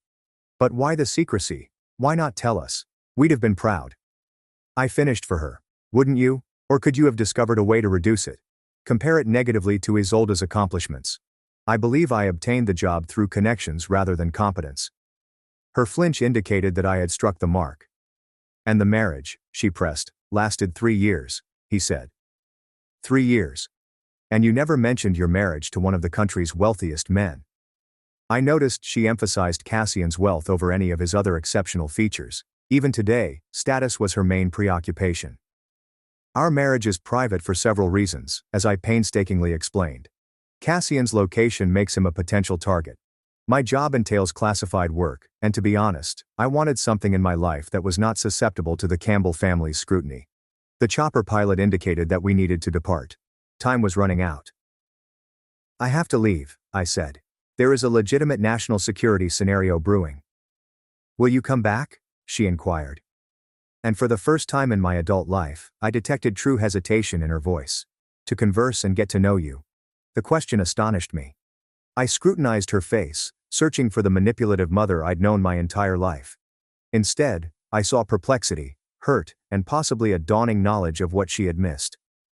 I'm not sure, I answered honestly. That depends on whether you want to know the real me or just the successful one that now has your approval. She had no quick reaction to that. Think about it, I advised. Consider whether you want a relationship based on who I am, rather than who you wish I were. I turned to leave, but her voice interrupted me once more. Your father would never accept it, she added gently. But he was mistaken today. He did something unforgivable. It wasn't an apology, but it was more acknowledgement than I'd ever had. Thank you for saying that, I said. I need to go. As Cassian and I boarded the chopper, I looked back to see my mother still standing there, a small figure against the expanse of the Boston cityscape. For the first time, I saw her not as the terrifying grandmother of my youth, but as a lady who had built her entire identity on appearances and social standing, and was now facing the breakdown of her carefully maintained illusions. I had an unexpected feeling of compassion. The embassy scenario turned out to be legitimate but controllable, with encrypted messages indicating a potential security breach, which my team successfully resolved within 2 hours. By 11 p.m., Cassian and I were alone in our penthouse overlooking the Charles River. Some wedding, he said, removing his tie as we stood on the terrace. The city lights reflected on the lake, producing a tapestry of sparkling patterns. Not quite how I had planned to introduce you to the family, I conceded, taking off my shoes. I thought it went rather well actually, he added with a faint smile. The look on your father's face when Evander called you director was worth the price of admission. I laughed despite myself. That was rather satisfying. Your mother followed you to the roof, he told me. That seems significant. I'm not sure what it means yet, I said. Honestly, 32 years of patterns don't change in an afternoon. No, he agrees. But revelations can sometimes create opportunities for change. He softly drew me into his arms. Whatever you decide about your family, I'm with you. If you want to explore reconciliation, I'll support that. If you want to maintain distance, I'll support that too. This was what true love felt like. Not the conditional acceptance I had been seeking from my family for decades, but unwavering support regardless of my decisions. Did you see Leander's face when he realized who you were? I inquired, shifting the conversation. I think he was mentally calculating how to get you to invest in his hedge fund. Cassian laughed. He seemed like the only decent one in the bunch. Recognized your title immediately and showed appropriate respect. I noticed that too, I admitted. Maybe Isolde made a better choice than I gave her credit for. My phone vibrated with an incoming text. I expected it to be work-related, but instead, I saw my cousin Maris's name. OMG. The family is in utter collapse since you left. Your father keeps claiming there must be an error. Your mom is unusually silent. Isolde has shut herself inside the bridal suite. Also, I googled your hubby, and holy crap. Also, I'm sorry they treated you so poorly all these years. Have a drink sometime. I signed your new favorite cousin. I showed Cassian the note and he raised an eyebrow. New favorite cousin. She was kind to me after the fountain incident, I stated before you arrived. Offered me a spare dress. Helped me avoid the crowd. Small kindness, but it stood out. Sometimes allies come from unexpected places, he noted. Over the next hour my phone filled up with messages from family members who had never called me before. Distant family unexpectedly recalled my birthday. Second cousins asked about lunch dates. My father sent a stiffly formal text message requesting that we discuss recent developments at your earliest convenience. I hushed the phone and laid it aside. Those reactions can wait. They're not reaching out to me, I told Cassian as we got ready for bed. They're reaching out to Director Campbell, wife of billionaire Cassian Reed, not to the person I actually am. Does that surprise you? He inquired gently. No, I conceded, but it does help clarify things. As I drifted off to sleep in the comfort of our home, I realized that the events of the day had not provided me with a family. I'd had one all along: Cassian, my trusty bureau team, and friends that valued me for who I am. The family I selected over the one I was born into. And, as I discovered, it made all the difference. 3 weeks after my sister's wedding, Cassian and I sat in our favorite nook of Thinking Cup Cafe on Newberry Street. Despite our combined net worth and prominence, we relished these brief moments of normalcy: nice coffee, calm discussion, and people watching in an environment where we were not immediately recognized. "Your mother called again yesterday," Cassian explained, swirling his Americano. "That's the third time this week." I nodded as passers-by hurried past the window. The Boston fall has painted the trees on Commonwealth Avenue in vivid reds and golds. She left another voicemail, invited us to Sunday dinner. "Are you thinking about it?" His tone was indifferent, neither encouraging nor discouraging. "I'm not sure," I confessed. Part of me thinks it's careful distance, still processing her displacement from the family spotlight. But there were moments, brief, tentative moments of something like genuine connection. My father posed intelligent questions concerning a recent cybersecurity project Cassian's organization had launched for federal entities. My mother brought a box of my childhood accomplishments, which she seems to have preserved all these years: debate trophies, scholastic accolades, and scientific competition medals, evidence that she may have recognized more than she realized. Most shocking was Isolde's desire for a private conversation after supper. My sister struggled visibly in the area where we had played as children, with words that did not come easy to her. "I didn't know," she finally said, "about your job, husband, or life." "You never asked," I remarked, not unkindly. "I know." She nervously twisted her wedding ring. I think I liked being the favorite. It was easier not to question it." Her candor was unexpected. "Leander says, I need to examine why I felt threatened by your success," she told me. "Even before I knew about all of this." She made a vague gesture that included my work, marriage, and position. "He thinks we could both benefit from family therapy." I stared at my sister intently, probably for the first time in years. Behind the beautiful facade, I saw uncertainty and uneasiness. Even the golden kid status comes with its own set of difficulties and unreasonable expectations. "I'd think about that," I responded cautiously. "Not immediately, but eventually." It wasn't really forgiveness, but it was an opening. There was a slight break in the fortress walls I had created around my heart when it came to family. The months that followed saw gradual and imprecise improvement. Weekly family dinners progressively become less stressful. My parents learnt to respect the boundaries I set. My father initially resisted anger management therapy, but eventually became more self-aware. My mother and I began tentative mother-daughter trips, which alternated between stress and genuine laughing. Healing was not a linear process. There were setbacks, instances when old patterns resurfaced, such as my father's rage or my mother's criticism. However, accountability was introduced for the first time. A readiness to accept responsibility for harm and make efforts to remedy it.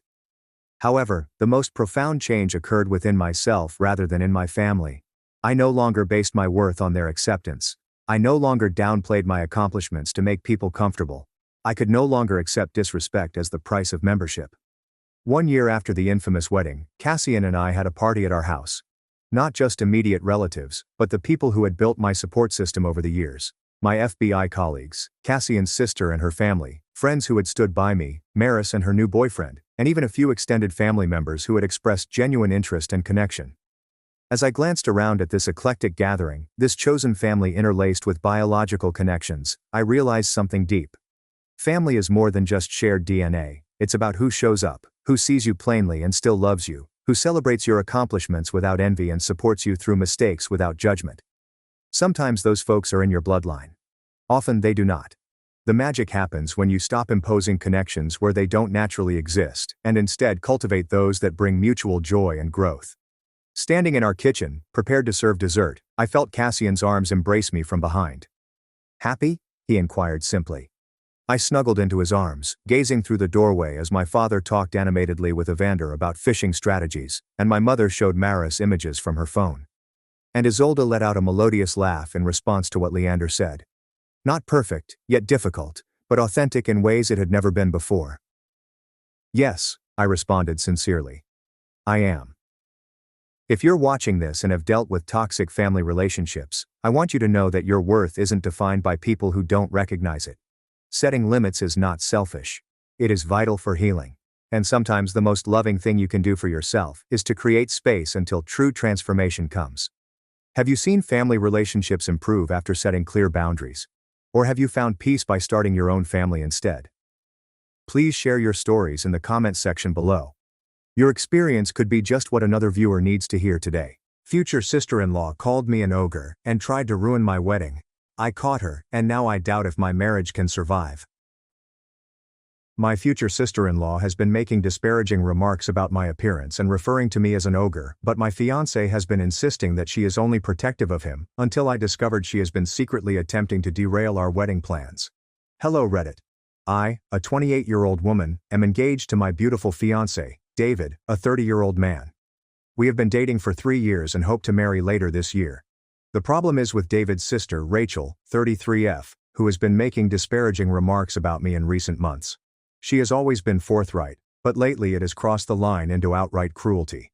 Rachel continually insinuates that I am not good enough for her brother, and she frequently criticizes my appearance. To give you an example, she once looked me up and down and said, "Wow, I always thought David would end up with someone slimmer and more put together. Guess he really changed his type." It was a really backhanded compliment.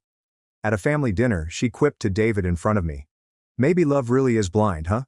and gave me a pointed look. David admonished her lightly, but she laughed it off as a joke. Another time, while we were discussing wedding dress shopping, Rachel snarked, "Make sure they have your size. We don't want an ogre bride." Yes. She used the word ogre while staring at me. These are only a few examples. Every time I meet her, there's a fresh insult buried in a joke or a concern. She'll make comments about my makeup, hair, weight, and even my career, hinting that I'm not ambitious enough for her successful family. It's as if she's tearing away everything about me. I've tried not to let it bother me, but it truly hurts. I am hardly a supermodel or anything, but I have never thought of myself as ugly. Hearing my prospective sister-in-law refer to me as an ogre or insinuate that I am unattractive and undeserving has begun to really undermine my confidence. I told my fiancé David how Rachel's statements were making me feel. He adores his sister and believes she is simply being protective. He keeps saying things like, "You know, Rachel has no filter.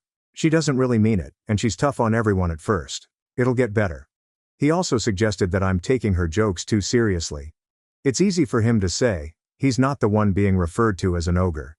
David has never told me I'm overreacting, but he consistently downplays her conduct, making me believe I am. He says stuff like, "She had a very bad breakup ages ago and is wary of anyone dating me. For the record, she is now married to a nice person," as if it excuses her rudeness. He believes Rachel will ultimately come around and that she is simply looking out for him. Meanwhile, I'm beginning to dread every occasion when I'll encounter her, since I know I'll return home feeling bad about myself. For background, I've always been courteous to Rachel. I was impressed by how close she and David were when I first met them. I've attempted to bond with her by inviting her to lunch and asking her for wedding advice to make her feel included, but she either ignores me or makes snarky remarks. For example, when I asked if she wanted to go dress shopping with me and my mother, she remarked, "I suppose someone should be there to stop you from picking something tacky." I was surprised. I did not invite her again after that comment, and she now accuses me of excluding her from the wedding. I can't win. All of this has left me in a difficult situation. I adore David and genuinely want to marry him, but his sister seems determined to bring me down. I'm concerned that if this continues, it will spoil my connection with David and possibly the entire wedding. Part of me wonders whether she's intentionally attempting to break us up by undermining my self-esteem or inciting disputes between David and me. It may sound dramatic, but that is exactly how I feel after months of her antagonism. David does not view it this way. He admits Rachel may be harsh, but he believes I'm seeing malice where there is none. He constantly telling me to ignore her or let it go because that's how she behaves with new people, but I'm not new anymore, and especially not to someone I'll soon call family. I've told him that he needs to stick up for me more firmly. He claims he'll talk to her, but I'm not sure whether he really understands or if he thinks I'm being overly sensitive. I'm starting to feel really alone in this.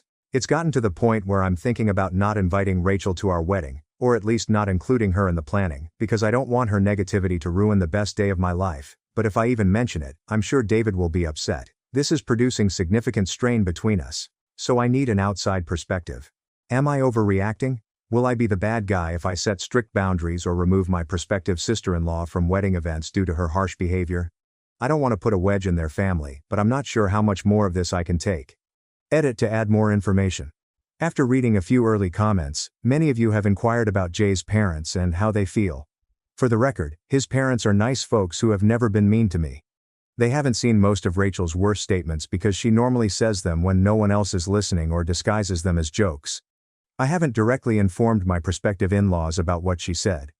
I hoped it would be resolved without involving the entire family. Also, some of you are curious whether this is about money or prestige. I do not think so. We are all middle-class professionals. There is no massive wealth disparity or anything. Rachel and I work in different fields, but I doubt that's all. It feels very personal against me. I honestly don't understand why she dislikes me so much. Update 1. Hey, several of you recommended me to have a serious conversation with David about setting boundaries and standing up for myself.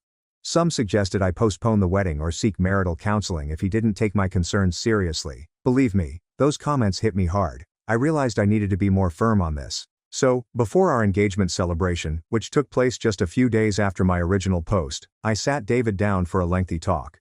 I told him that I would not tolerate any more disrespect from his sister, and that I needed his support at the party and in the future. I expressly stated, if Rachel makes any nasty comments, I expect you to call her out right away. Please don't dismiss it. I also highlighted that the Reddit community agreed that her behavior is not typical protective sister behavior. In fact, several comments thought it was toxic and that David needed to wake up to it.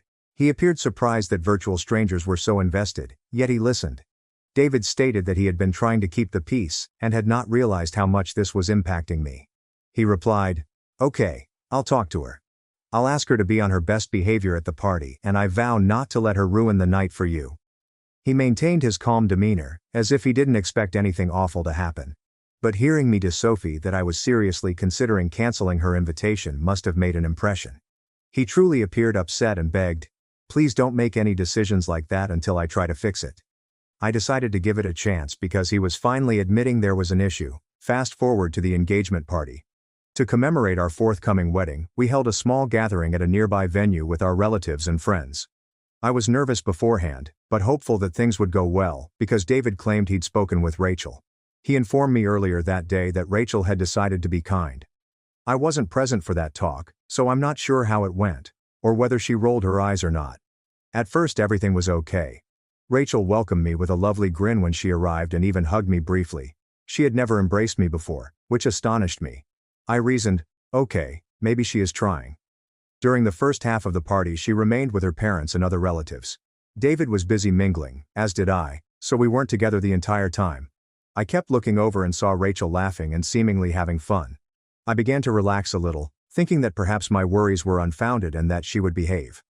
Okay, I spoke too soon. Later in the evening, my maid of honor, Sophie, my best friend, drew me aside, angry. Sophie informed me that while I was conversing with some of David's cousins, she overheard Rachel disparaging me to a small group of people by the punch bowl. Rachel, according to Sophie, was in a huddle with two of her own friends, who she had apparently brought as her +1s, and one of David's aunts. Sophie strolled by just in time to hear Rachel remark, "I was like an ogre to her brother." The context: David had allegedly mentioned that I appeared kind, and Rachel answered with something like, "She might be sweet, but let's be honest. My brother is Prince Charming, and he chose Fiona the yogurt." One of Rachel's pals chuckled and added, "Fiona at least turned into a princess eventually." Rachel responded, "I'm not holding my breath." Yes, she did say that at our engagement party, in front of other guests. When Sophie told me this, my stomach plummeted and my face flushed with embarrassment. I almost burst into tears right there. Sophie was furious and ready to yell at Rachel herself, but I asked her to wait until I decided out what to do. I took a minute to take some deep breaths. I didn't want to create a spectacle in front of everyone. It was meant to be a pleasant moment for us. Furthermore, David's old grandmother was present and I did not want a shouting match to bother her. I decided to find David first. I told him we needed to talk right now and drew him into a side hallway. I repeated exactly what Sophie had told me. I was in tears as I explained how Rachel publicly humiliated me at our own celebration. As I told him, I could see David's expression shift from bewildered to shocked to angry, but not clearly directed. He asked, "Are you sure she said that? That is incredible." I said, "I completely trusted Sophie, and it's exactly the type of insult she's been flinging at me in private." To his credit, David did not completely disregard it this time. He truly appeared irritated and stated, "I'm going to go talk to her." I trailed following and watched David draw Rachel apart in the corner of the room. I could not hear the discourse. The music was loud, and they kept their voices low. But I noticed David looking irritated, waving slightly, and Rachel shrugging. Rachel looked over at me from across the room, then mumbled something to David before walking away, grabbing her pocketbook. She left the party early, essentially storming away. David returned to me and stated, "I told her that was completely unacceptable. She said she was joking, but other people misheard what she said. I advised her to leave if she couldn't be respectful." Rachel apparently became angry and said something like, "Fine, if you're going to take her side and accuse me of ruining your party, I'll leave." So she did. David was outraged, but he also appeared to be upset about the outcome. I was ashamed that our engagement party had such drama, but I was also happy that David had finally seen, secondhand, how nasty Rachel could be.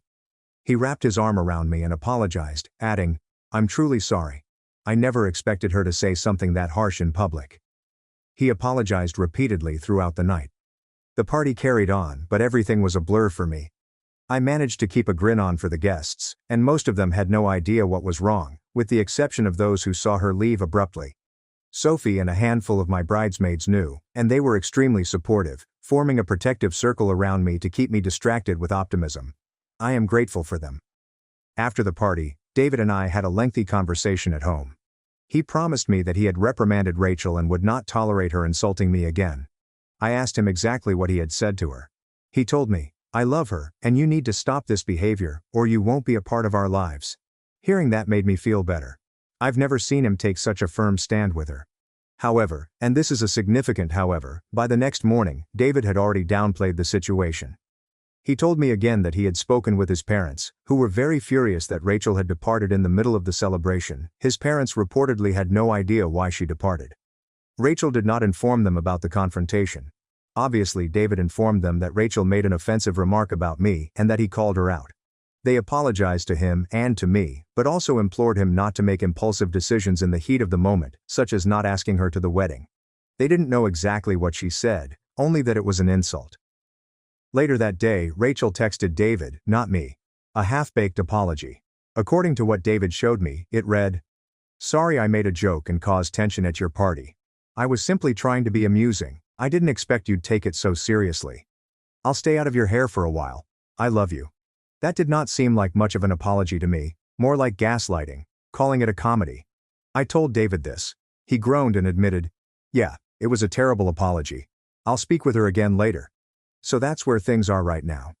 Rachel is on a timeout of sorts. We have not seen or spoken with her since the party. David is verbally supportive, but I'm concerned that he'll soften with time because I can tell he despises disagreement with his sister. I haven't explicitly barred her from the wedding yet, but I'm really considering implementing your advice if she doesn't sincerely repent and substantially modify her conduct.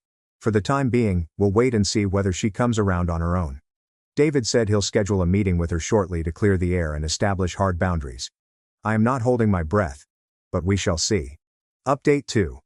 Hello again everyone. I wish I could provide a pleasant report, but things have taken a peculiar and troubling turn. I'm still in disbelief as I write this. Following the engagement party event, I attempted to disconnect from the drama for a few days and concentrate on work and wedding preparations. David and I have been on edge, but he has tried to be normal and helpful. Rachel has maintained radio silence toward me. There was no direct apology to me, and David has yet to have the follow-up conversation with her since we wanted tempers to cool. I was still debating what to do about her and the wedding, while reading more of everyone's advice here. A number of comments on my last update pushed me to keep a watch on my wedding arrangements because several of you believed Rachel would try to sabotage things even more considering how antagonistic she has been. To be honest, I thought it seemed a little far-fetched. Who would go to such efforts to disrupt someone's wedding? A couple of days ago, I received a phone call that confirmed those warnings painfully correct. My cell phone rang when I was at work on my lunch break. It was the bridal boutique where I was getting my wedding dress. The manager wanted to ensure that I did wish to cancel my final dress fitting appointment. Cancel my appointment. I almost dropped my phone. I told her, I definitely did not cancel it. I have an appointment next week to have the final fitting and pick up my wedding gown. This appointment was critical. I've been looking forward to this for months. Why should I cancel it? The boutique manager paused for a moment before saying, "Oh yeah, we received a call earlier from someone claiming to be you. She knew your full name and contact information and informed you that she needed to cancel the fitting and would reschedule it later. It sounded off, so I double-checked. Thank God she double-checked. I have no doubt about who that person was. I inquired as to the phone number from whence the call originated. The manager stated that it came from the number on file, which is my cell phone. That confused me at first. I wondered, is it possible they misheard? But she was pretty sure it showed my number on caller ID. I instantly accessed my phone's call record and reviewed it. I made no outgoing calls to the shop that day, or ever. I normally connect with them through email. Then I recalled something. Rachel approached me at the engagement party when I was talking to an uncle, saying, "Hey, can I take your phone for a sec? I suppose I forgot mine in the car and I'd like to take a group shot with the cousins." Without thinking, I unlocked my phone and handed it to her. There were a lot of people about, and I was in hostess mode, not thinking about the risk. She used it to take a shot and then returned it a few minutes later, saying, "Thanks. I'll send you the picture later." In retrospect, I have no idea what she did with my phone in those few minutes. Could she have swiftly located my bridal shop's phone number, perhaps through my emails or messages, or even Googled it, and contacted them pretending to be me? It sounds crazy, but how else would the call appear to come from my number? I started shivering as I realized this. I immediately informed the boutique manager that someone had impersonated me, and that if anyone calls to make changes claiming to be me, either require a password or at least double-check via email. The manager was quite understanding. She sounded equally astonished. She informed me that my appointment was still scheduled and even placed a note on their system. Bride suspects scam caller. Do not cancel or amend anything without receiving immediate in-person confirmation. I thanked her warmly for contacting me. After hanging up, I sat in my car. I was on my break in the parking lot, shaking. I felt violated and outraged. Rachel had the audacity to do that. And to think, if the store hadn't noticed something was wrong and called me, I might have arrived next week only to discover my appointment canceled or my dress unavailable. I'm not even sure what her goal was, to delay obtaining my outfit or to provoke a scene. It's just brutality. I quickly phoned David. He didn't answer, he was in a meeting at work, but I left him a voicemail and text message saying, "We have a serious problem. Call me as soon as possible. It's about Rachel." He called back about 30 minutes later, sounding frantic. I told him everything. David's first reaction was, "What? That is absurd. Why would she do that?" He did not want to believe it. He suspected it was a hoax call or a mistake. I could detect skepticism in his voice, which frustrated me. I told him about the likelihood of Rachel using my phone at the party. He admitted she did borrow his phone that night, allegedly to play a music over Bluetooth. Now that made me worry if she could have used his phone for something else, but that's another story. I could tell David was having trouble wrapping his brain around this. He said, "I know my sister was being cruel, but was she really attempting to mess with your dress? That is severe." I practically yelled, "Exactly, it is excessive, that is why I am so upset." He eventually remarked, "If she really did this, I'm speechless. It's completely unacceptable, but we need proof before accusing her." Proof? I mean, the circumstantial evidence is fairly compelling, but I don't have footage of her making the call. The boutique couldn't really give me with a recording or anything. Even if they did, I wouldn't be able to distinguish her voice over a short phone call. Rachel and I sound rather similar in tone. Ironically, we both have the same regional accent. Maybe this aided her mimicry. David asked if I wanted him to call Rachel and inquire about it. I told him I was hesitant since she'd probably deny it and then realize we were onto her.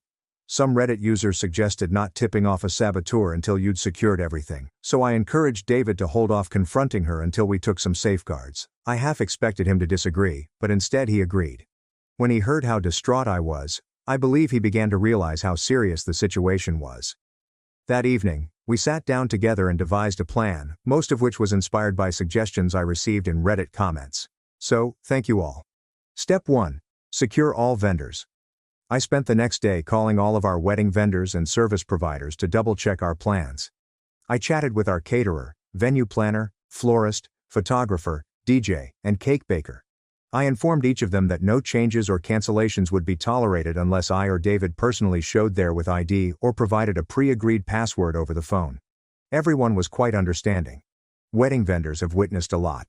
A couple of vendors did indicate that there were some unusual inquiries on our account. For example, our caterer stated that 2 days previously, they had a contact from me, asking about the penalty for substantially reducing the guest count at the last minute. The person did not truly cancel but was simply inquiring about the contract terms. I never made the call, and neither did David. So, further evidence that Rachel is snooping around. I created fresh passwords and secondary contact information for everything. I used a different moniker that would be difficult to guess for someone who didn't know me well, nothing like my pet's name or birthday. Step 2. Gather evidence about what transpired in the clothes shop. I asked the bridal boutique to send me a written summary of the cancellation call for my records.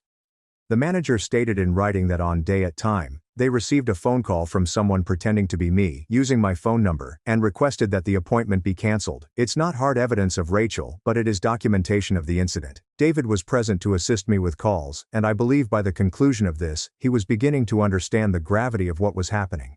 He appeared both enraged and exhausted. I could tell he didn't want to think his sister could do such things, but there were no other options.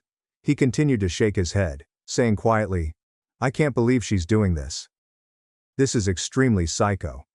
To be honest, I had an emotional breakdown at that time. I've just started crying. David held me and apologized for what was occurring. I asked him, "Do you finally see it? What she has been doing to me?" He said that he did, was disgusted, and would deal with it. He seems genuinely shocked into action, which is a significant departure from before. I told him I wasn't ready to confront Rachel yet. I had a feeling that if we revealed what we knew, she would escalate, or deny and twist. I wanted to catch her red-handed if possible, or have undeniable evidence to show. A commenter on my last update suggested installing security cameras or recording a confession. I wasn't sure how to execute it, but having something substantial appealed to me. Update 3. Hello Reddit. I wish I could say that things have settled down, but they haven't. However, this time I bring the moment of truth. As several of you predicted, I eventually caught Rachel red-handed. It was both bizarre and satisfying, but also devastating in its own way. So, approximately a week after the dress shop event, David's family hosted a little celebration for his niece's birthday. This is Rachel's daughter's birthday party. Oh, I forgot to note that Rachel is married with a 5-year-old daughter, which may explain her conduct even more. She's an adult with a family, but she acts like a nasty mean girl. The party was held at my in-laws' place. After everything that had transpired, I didn't want to go. But I adore my little niece-to-be and did not want to disappoint her. Plus, David's parents had asked me, and I didn't want to create suspicion or cause family conflict by not attending a child's birthday party. David was unable to attend the party due to a business situation, a huge project deadline, and extremely awful timing. I was concerned about going without him, but he encouraged me and assured me that my parents and other siblings would be there. I doubt Rachel will try anything with them around. I wasn't so sure, but I went with all of my new safeguards in mind, keeping my phone clenched securely in my hand or zipped in my bag. The first hour or so of the celebration was fine. Rachel and I kept our distance from each other. We simply avoided each other completely. She was busy hosting the kids' games and chatting with her husband and friends. I helped my mother-in-law in the kitchen, played with the kids, and tried to unwind. Rachel would occasionally gaze at me, but she was never nice. I couldn't tell whether she was feeling guilty, angry, or plotting anything. It made me nervous, but I was determined to make it through the celebration calmly for the sake of my family. At one point, I went outside to the backyard where the children were playing on a swing set. I was speaking with David's other sister-in-law, his brother's wife, when I remembered I had left my phone inside on the kitchen counter. I had put it down for a minute to help serve cake, but then became distracted when I followed everyone outdoors. When I remembered, a small alarm bell went off in my thoughts. I excused myself and went back inside the home. There were a few relatives in the living room, but Rachel was not among them. I checked the kitchen. My phone was no longer on the counter, where I knew I'd left it. My heart skips a beat. I inquired as to whether my mother-in-law had seen my phone. She hadn't, but she said, "Oh, I just saw Rachel pass through here a moment ago." I knew instantly. I just knew. I hurried quickly down the hall toward the bedrooms. My in-laws' house has one story. I overheard a low voice. It was Rachel's voice, and she was saying something like, "Yes, that is correct. The caterer for the wedding of my last name and fiancé's last name." My heart was beating out of my chest. The door was slightly ajar. I pushed it open, and she was there. Rachel was standing near the desk, holding my phone to her ear. She stared at me, shocked, her eyes wide. I must have been a sight. I was shivering from excitement and rage. I walked closer and exclaimed loudly, "Rachel, what the heck are you doing with my phone?" She froze for a second, then had the audacity to raise a finger as if to warn me to wait since she was on the phone. She stammered into the phone, I'll have to call you back," before hanging up. I was so furious that I grabbed the phone from her hand. I didn't even consider it. I just acted right away. I saw on the screen that the call was actually to our caterer. Their name was right there in the recent calls list, as was the ongoing call timer, which was showing roughly 2 minutes before she hung up. She had actually ventured to call our caterer, likely to cancel or change our catering order, while at her own child's birthday party, using my phone, which she had stolen from the kitchen. I am speechless at the ridiculous levels here. Once I had my phone, I let loose. I said something like, "I knew it. I knew you were tampering with my wedding. First my clothing, and now this. What's wrong with you?" Rachel did not even deny it. Instead she shouted, "I don't care. You aren't good enough for my brother. I will not let you ruin his life." I practically shrieked, "How does canceling my wedding plans keep his life from being ruined? Are you out of your mind?" She continued saying, "You need to leave. You shouldn't be here. You are not a member of this family, and you never will be." It was like a floodgate of her actual feelings had opened. It became evident that, in her twisted thinking, she believed she was protecting her brother from me by destroying our wedding. Our noisy argument had attracted attention. David's dad and a few other family members came in the corridor, puzzled.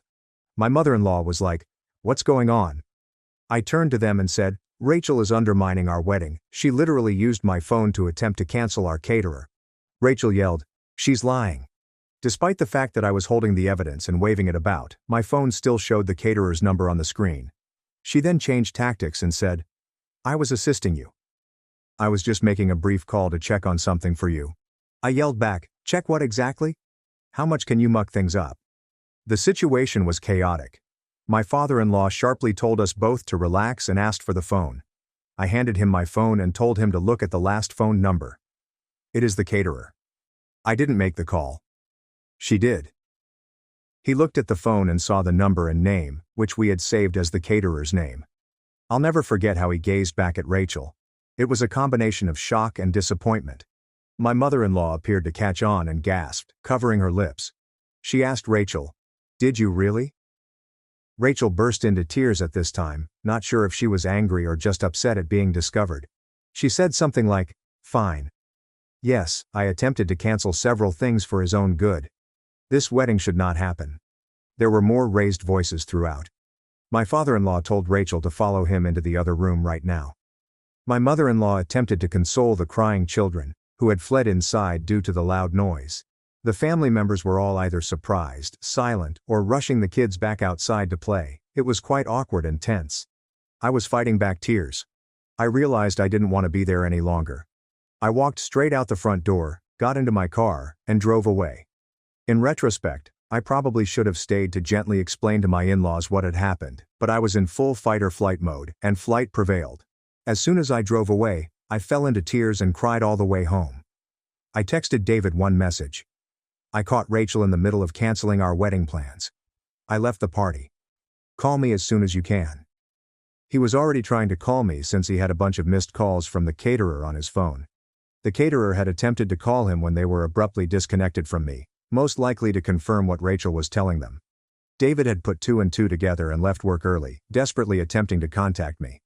When I came home, I took his phone and simply explained everything that had transpired. David was quiet for a long time, then he just stated, "I'm returning home right now." He arrived approximately 20 minutes later. He drew me into an embrace and continued saying, "I'm so sorry." He had spoken with his father on the way over, so he had a rudimentary summary of the aftermath at the party. Apparently, after I left, my father-in-law ripped into Rachel in private. According to what David heard, it wasn't pretty. Rachel was virtually caught dead to rights, with no defense. Her husband, my brother-in-law, was also furious with her. He had no idea she was doing this. In reality, Eric apologized to my in-laws and left the party early with their children because he was ashamed and irritated with Rachel, so the party sort of went apart after that. What a spectacular birthday for the poor niece, though I believe the little kids were generally kept in the dark, but they did get cake and presents. David's parents were terribly distraught. They did not fight or make excuses for Rachel when speaking with David. In fact, both of his parents called me later that night to apologize for their daughter's actions. They sounded extremely humiliated and sincerely sorry. This was a relief, to be honest. Aside from the one bad apple, I had supportive prospective in-laws. But let me get to the worst part. David's initial reaction when the dust had fallen. When he arrived home that night and we spoke, I could sense he was struggling. We sat down, and I reminded Rachel of all she had done wrong. Now that I had practically seen her doing it, there was no way for him to doubt or minimize anything. He looked frightened and kept repeating he felt foolish for not noticing it sooner. However, when I communicated how profoundly this had wounded me and how I wasn't sure I could move forward if he didn't completely break relations with his sister, at least for now, he became defensive. He did not defend her, but he appeared reluctant and replied, "She is my sister. I need to know why she did this." That kind of made me snap. I shouted, "Is the why even important? Look what she did, and you're not exactly on my side here." He swiftly said, No, I'm on your side. "I don't condone any of this," he said, admitting that part of him was shocked and waiting for an explanation or misunderstanding. Really? After she basically confessed in front of everyone. I was astounded that he still believed there might be any reason. This resulted in possibly the worst brawl we'd ever had. I told him straight out that I might contemplate marrying him if he couldn't fully support me and keep his sister accountable. I stated, "I am your future wife," and she attacked me and our relationship in the most deceptive manner. "I need you to have my full support or I can't do this." I may have also said something like, "Grow a spine and cut the cord, David, or you'll lose me." It was harsh, but I was at my breaking point. David, to his credit, did not become furious with me. He began crying. I'd only seen this man weep once before, so seeing his tears shattered my heart. He expressed regret that it took something so awful to make him see reality, and that he felt he had failed me. We were both emotionally weary by then. He begged me, "Please don't call off the wedding." I told him I wasn't going to make any decisions like that right now, but I needed to see tangible action from him to protect me from his family's toxicity. He vowed no more excuses for Rachel, no more contact with her until, perhaps, she significantly changed, which I doubt, and she would not attend our wedding or any other celebrations. He said he will speak with her and make this clear. I simply nodded and replied, "You understand what you need to do. I'm going to hold you to it." That night I slept at my sister's house because I needed some space and someone to talk to in person. David understood and let me go, even though he urgently wanted me to stay. My sister was stunned by everything. She was previously familiar with some of the details, but the entire story stunned her. She took me out for a late-night milkshake run to help me relax, which was somewhat beneficial. So, yes, I caught Rachel red-handed. The entire family knows now, and David finally believes me. I know a lot of you will probably tell me to cancel the wedding or go cold turkey. Trust me, I have been thinking about everything. Rachel will be out of our lives for the foreseeable future, that is all I know. There's no chance she'll come to our wedding, if we even get one. The question that remains is primarily about David. After all this, can I trust him to put me first? I love him, and I believe he has finally woken up to the truth. However, the fact that it has gone this far will take some time for me to forgive. I'm spending a few days away from the situation to clear my mind. David and I agreed to put any wedding planning on hold until we could properly work things out, and to double-check that all of our vendors are secure following that attempted call. I might update again, but I need to rest. I lost 3 babies. My sister-in-law took the names I had chosen and gave them to her own children. Now she tampered with my vitamins, causing me to miscarry. For years I was infertile, and not just any infertility. I was the false hope. Infertile. I suffered 3 miscarriages, all during the 2nd trimester. Fortunately, everyone was incredibly supportive, with the exception of my sister-in-law, who stroked my hair and promised to always be there for me the first time I cried on her lap. She promised me that when my niece, her baby, was born, I would be her godmother. I even began to consider her one of my closest friends. Fast forward 2 weeks to her baby shower. That's where she revealed her baby's name. As soon as she uttered it, vomit surged up my throat. It was Lila, the same name as my unborn daughter. When I challenged her, all she replied was, "Well, it's not like you were going to use it," shrieking like a pig on fire. Her words felt like daggers.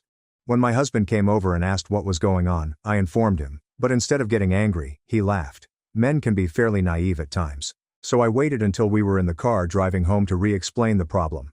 And my husband was the love of my life, but he was also passive since he grew up as the family's scapegoat, the sort who got robbed on the street and apologized for not having enough money to give. "That's just how she is, honey." He sighed. So I convinced myself that at least my unborn daughter's name would live on in someone else's child, and I concentrated on improving my fertility by being a healthy Pilates princess, but it never worked. A year and a half later, another baby died in my womb. A few weeks later, I was standing in a Walgreens aisle when I noticed it. My sister-in-law had created a post to remember her second son. The message said as follows: "Welcome, baby Ethan. Thanks to Clara, my name, for the name inspiration. Her loss is my gain." This was followed by the pregnant and skull emojis. By the time she took the name of my third loss, Amelia, I was numb. She used to email me nursery photographs with phrases like, "Bet you wish this could be for your Amelia." My spouse defended her, saying I was being overly sensitive about names and pictures. After 4 years, I stopped hoping for a child. Vanessa was expecting her fourth kid and joked at family meals about which name she should steal next. Everyone laughed. Everyone but me. That night, something inside me snapped. If she wanted a different name, I'd give her one she'd never forget. I waited until the next family gathering before breaking down in tears. I informed Vanessa confidentially that I had uncovered something remarkable in my late mother's diary, including a hidden middle name she never revealed to anyone. Serafina. I explained that it meant sacred kid in an archaic tongue. I even made phony journal pages and showed her a Pinterest board about commemorating deceased grandparents with baby names. Vanessa accepted the name and ran. She told to everyone that she was naming her daughter Serafina Rose to respect our family's hidden past. And this revenge plan worked well for me until 8 months later, when the universe gave me a curveball. I was pregnant in the 3rd trimester. I nearly burst into tears of pleasure. No more memorials, no more questioning if there was anything really wrong with me. My husband and I had been waiting for the announcement, not wanting to raise our expectations. That same week, we received the text. Vanessa invited us to her baby shower. I wore a flowy garment that covered everything. My husband supported my choice to stop issuing an F. Vanessa had gone all out for this shower, bigger than any other. The entire family was present, as were her mother blog readers who had been following baby Serafina's progress for months. Vanessa was in the middle of delivering a speech about uncovering this treasured family name. I stood up. "Actually, Vanessa, I have something to share as well," I explained, smoothing my dress over my now obvious belly. The room went completely silent. Vanessa's mouth dropped open in mid-sentence. My mother-in-law spilled her champagne glass. 29 weeks today, I said, stroking my belly. We wanted to be sure this time. The room exploded with yells and congrats. Vanessa's face had lost its color. That was when my husband, the family saint, stepped up and raised his hand. "Vanessa, you were saying something about Serafina, about all that research you did." Vanessa's face had changed from white to red. "Yes, it means sacred child in ancient." "That's so weird," he said, taking out his phone. "Because when I Google Serafina, all I get are medical websites about constipation relief." I had to grab my nose to prevent myself from giggling. The rest of the room remained silent. I grabbed my husband's hand and walked away. It was a proud occasion for all 3 of us, but I was sound asleep by 4 a.m. I felt a strong pain in my stomach, something I had experienced 3 times before. My husband and I went to the hospital, but I already knew the truth. It was a miscarriage. It turned out that one of my midnight prenatal candies had been changed with something harmful to my kid. I knew Vanessa was behind it. I couldn't sleep for several days following that. Every time I closed my eyes, I remembered Vanessa's smug expression during the baby shower. The cops claimed they could not verify anything regarding the vitamins. The bottle had magically vanished from our bathroom, and the hospital couldn't determine which chemical had caused the miscarriage. My spouse has finally stopped defending his sister. He sat on our bed, holding the empty vitamin bottle we discovered buried in our garbage can outside. His hands shook as he repeatedly flipped it over. Vanessa had just been in our house 2 days before the incident, claiming she wanted to assist organize the nursery. I began capturing everything, every text, social media post, each harsh comment Vanessa had made throughout the years. My laptop became my constant companion as I pieced together a pattern that had before been too painful to see. 3 weeks after we lost our baby, I learned something that made my blood run cold. Vanessa's best friend Diana worked at the pharmacy where I filled all of my prescriptions. I remember them giggling together at family events. Diana is often asking probing questions regarding my fertility procedures. I drove to the pharmacy while Diana was on duty. She saw me approaching and attempted to flee into the back room, but I caught her near the vitamin aisle. Her face became white when I mentioned the prenatal vitamins. "I don't know what you're talking about," she muttered, her hands trembling as she straightened the bottles on the shelves. That evening, Vanessa wrote on her mother blog about toxic family members who make false charges. Within hours, her supporters had flooded my social media with angry remarks. My phone buzzed non-stop with notifications calling me envious, deluded and attention-seeking. My spouse erased his social media accounts after his own sister's followers began to harass him too. We sat in our living room, curtains drawn, feeling as if we were under attack. He repeatedly apologized for not believing me sooner.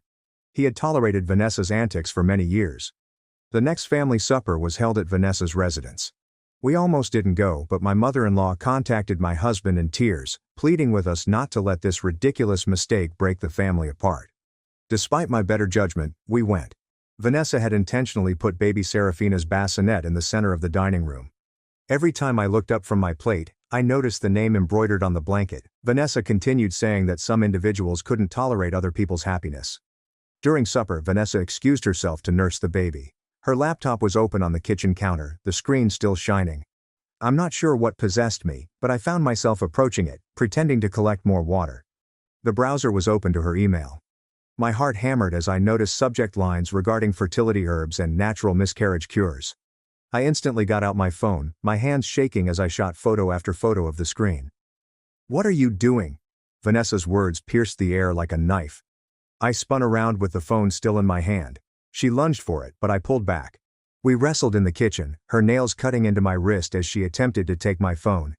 "Give it to me," she growled, but I held on. My husband heard the commotion and raced in. For the first time in his life, he saw his sister's mask fully off. Her face was twisted with wrath, unlike the lovely character she usually presented. "She's trying to steal my phone," Vanessa said hastily, tears welling up in her eyes. "She's gone crazy, just like I told you all." But my husband had already noticed the scratches on my wrist and the crazy expression in his sister's eyes. He stood between us, and for once, he did not side with her. "We're leaving," he whispered calmly, holding my hand. Vanessa's tears dried instantaneously. "Fine. Run away like always, but everyone's going to know the truth about her." We drove home in quiet, my wrist hurting from where she had scratched me. I showed my spouse the photographs I had taken. His face became paler with each image. The next morning, Vanessa's mommy blog had a lengthy essay about dealing with mentally ill family members. She said I attacked her in her own home and had been faking my pregnancies for attention all along. She even shared a photo of herself with a minor bruise on her arm, despite the fact that I had never touched her. Her followers ate it up. Comments poured in saying how strong she was and how difficult it must be to have such a nasty sister-in-law. Some even launched a hashtag called Justice for Vanessa. My mother-in-law called within hours. "You need to apologize," she began, without even asking for my side of the tale. "This has gone too far. Vanessa's considering filing a restraining order." "She poisoned my baby," I couldn't help but exclaim. "Don't be ridiculous," my mother-in-law exclaimed. "Vanessa would never do something like that. You're clearly having some kind of breakdown. Maybe you should get help." My husband seized the phone from me. "Mom, you didn't see what happened. Vanessa attacked Clara, not the other way around."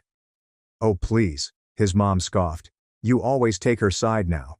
Vanessa showed me security footage from her kitchen. It definitely shows Clara poking around her own computer. My heart fell. Of course, Vanessa had manipulated the tape to exclude our conflict, making me appear to be the aggressor. My husband argued with his mother for a few more minutes before hanging up, frustrated. Over the next few days, the situation became far worse than I could have imagined. Vanessa filed a report with Child Protective Services, stating that I was mentally unstable and should not be able to adopt children. She had found that we had begun the adoption procedure months earlier, before our final pregnancy. The social worker that came to our house was competent, but clearly influenced by the issues raised. Apparently, Vanessa's mommy blog followers had been calling the adoption agency, sending emails about my dangerous behavior. "We've received over 50 complaints," the social worker explained, scanning through her folder. "While we have to investigate all claims, I want you to know that organized campaigns like this usually indicate someone has an agenda." We offered character references, medical records indicating that my mental health was great, and whatever else we could think of, but the damage had already occurred. Our adoption application was put on hold while the agency conducted an investigation. I cried in my husband's arms that night. Vanessa had not simply stolen my baby's names, she was attempting to take any opportunity I had at parenthood. The next morning brought more agony. Vanessa had shared images of my snooping on her laptop, conveniently editing out anything related to her research on herbs that cause miscarriage. Her fans called me a criminal and demanded that I be prosecuted for invasion of privacy. My husband and I sat at the kitchen table, surrounded by printed correspondence from the adoption agency. Each one described another worried citizen who had contacted them over my alleged mental illness. The phrasing was eerily similar throughout dozens of messages, indicating evident coordination. Diana called me in the afternoon. Her voice shook as she whispered into her phone. "Meet me at the park on Elm Street. Come alone. I need to tell you something." My husband wanted to join me, but I knew Diana would run if she saw him. I discovered her sitting on a seat near the playground, nervously watching mothers push their children on swings. "I can't do this anymore," she announced as soon as I sat down. "Vanessa's gone too far. The vitamins. She made me switch them. Said it was just harmless herbs to help with your anxiety." My hands curled into fists. "You knew what they were." Diana's eyes streamed with tears. "She had dirt on me. I've been skimming pills from the pharmacy. Just anxiety meds for myself. Nothing serious. But she found out somehow and threatened to report me unless I helped her." I took out my phone to record, but Diana grabbed my wrist. "No recordings. I'll deny everything if you try to use this against me. I wanted you to know I'm sorry, and to warn you. She's not done." "What do you mean she's not done?" Diana looked around uneasily. "She's been stealing your mail. Has copies of all your adoption paperwork. She knows which agency you're using, who your caseworker is. Everything." My blood became chilly. We'd been wondering why some of our mail seemed to disappear. Diana moved to go, but I caught her arm. "You have to tell someone. The police, the adoption agency, anyone." She pulled away from me. "I can't lose my job. I have kids too." She raced away, leaving me alone on the bench. That evening, my husband placed security cameras throughout our home. We replaced all of our locks and forwarded our mail to a post office box. It felt like we were ready for battle. Vanessa's next move occurred during Thanksgiving dinner. The whole family gathered at my mother-in-law's house, and the tension was thick enough to cut with a knife. Vanessa arrived late but made a great entry with her 4 children dressed in identical costumes. Throughout dinner, she made critical remarks about those who can't let go of the past and the value of mental health therapy. My husband's jaw tightened with each jab, but he remained silent. As we were clearing dessert plates, Vanessa stood up and clinked her wine glass. "I have an announcement." The room went silent. Vanessa's hand moved to her tummy in the familiar gesture I'd used so many times before. "We're expecting again, and I've already chosen the perfect name." My mother-in-law gasped in delight. "Oh, Vanessa, how wonderful." "Yes," Vanessa said, her gaze fixed on mine. "If it's a girl, we're naming her Margaret after Clara's dear departed mother." The room swirled. My mother died only 6 months ago. Her name was the last holy thing I had left. I stood so rapidly that my chair toppled backward. "You wouldn't dare," I whispered. Vanessa's smile was pure hatred. "Why not? It's such a beautiful name, and someone should use it since you clearly can't." My hubby was also on his feet now. "That's enough, Vanessa. You've crossed every line." "Have I?" Vanessa screamed. "She's the one who broke into my computer. She's the one spreading lies about me. I'm just trying to honor family traditions by stealing the names of dead babies." My husband's voice was really quiet. The room erupted. My father-in-law began ranting about keeping the peace. Vanessa's husband looked perplexed, questioning what was going on. The youngsters began crying. During the chaos, Vanessa grabbed her phone and began live broadcasting to her parenting blog readers. "You can see how I'm being attacked in my own family," she told the camera. "All because I want to honor my sister-in-law's mother." My spouse took my hand. "We're leaving." As we approached the door, Vanessa cried out, "Oh, Clara, you might want to check with the adoption agency. I heard they received some very interesting information about your mental health history." We drove home silently, both too outraged to speak. When we came home, our adoption caseworker had left a message on our answering machine, requesting us to call right away. My hands shook while I dialed the number. The caseworker's tone was intentionally neutral as she explained that they had received documents indicating that I had been hospitalized for psychiatric disorders several times. "That's not true," I responded, my voice breaking. "I've never been hospitalized for anything except my miscarriages." "I understand," she replied. "But we need to investigate these claims. Can you provide your complete medical history?" After I hung up, my husband discovered me sobbing on our bedroom floor. He held me while I cried, murmuring vows that we'd battle it, and Vanessa wouldn't win. The next day, we visited the hospital to obtain my medical records. The administrator looked up my file and grimaced. "This is strange, there are entries here I don't recognize." My heart fell as she showed us the screen. Someone had entered phony psychiatric admissions into my electronic records, complete with diagnoses of delusional disorder and pathological lying. "This is fraud," the administrator stated.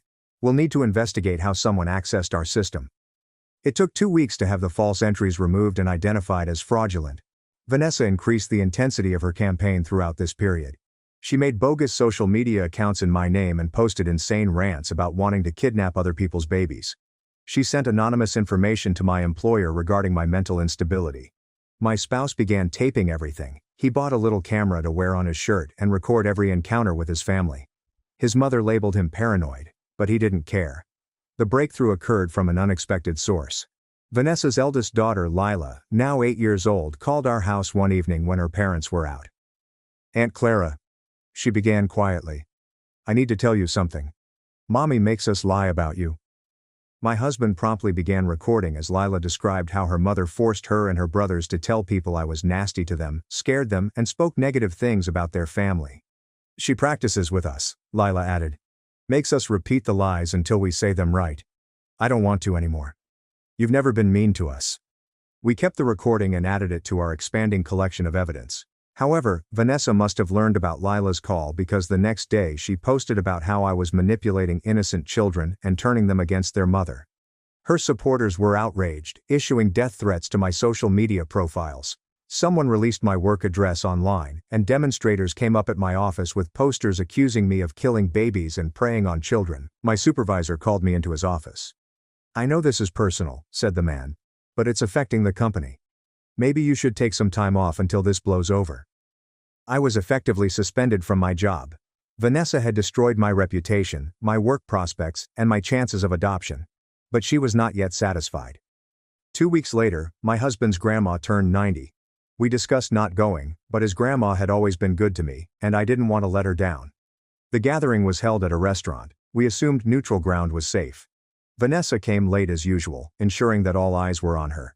She air-kissed family and enthused over her pregnancy, which was now clearly visible. During the cake cutting, I excused myself to visit the bathroom. Vanessa followed me inside, scanning the stalls to ensure we were alone before turning to face me. "You should just give up," she added casually, applying lipstick in the mirror. "You're never going to be a mother. The adoption agency has already rejected your application." "Oh, didn't you know? I have a friend who works there." I remained silent, remembering that my husband's camera was filming everything. Vanessa continued, misinterpreting my silence as defeat. "It was so easy, really.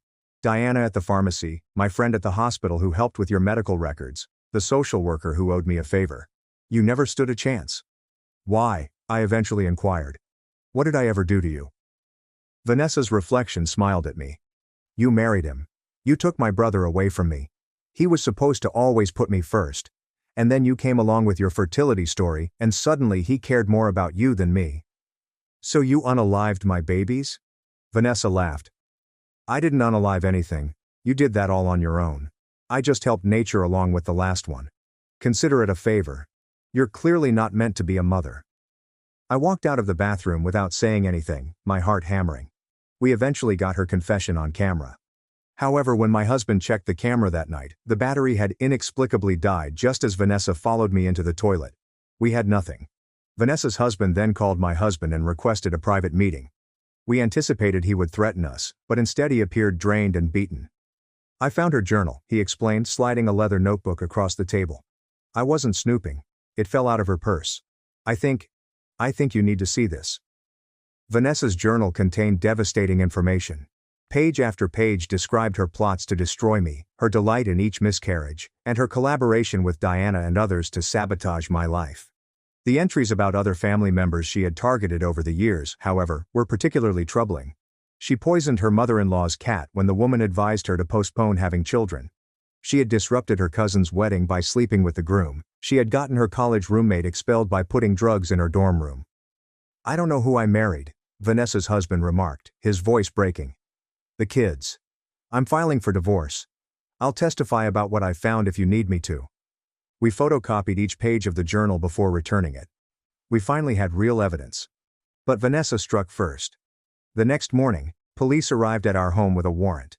Someone reported that we were dealing drugs, therefore they needed to search our home. My husband and I stood in our living room, watching officers dismantle our carefully constructed lives. They discovered nothing, of course, but the harm had been done. Our neighbors stared from their windows as police cars lined the street. After the cops left, we discovered a message under our doormat. Vanessa's handwriting, "Stop now or next time they'll find something." That night, my spouse and I reached a conclusion.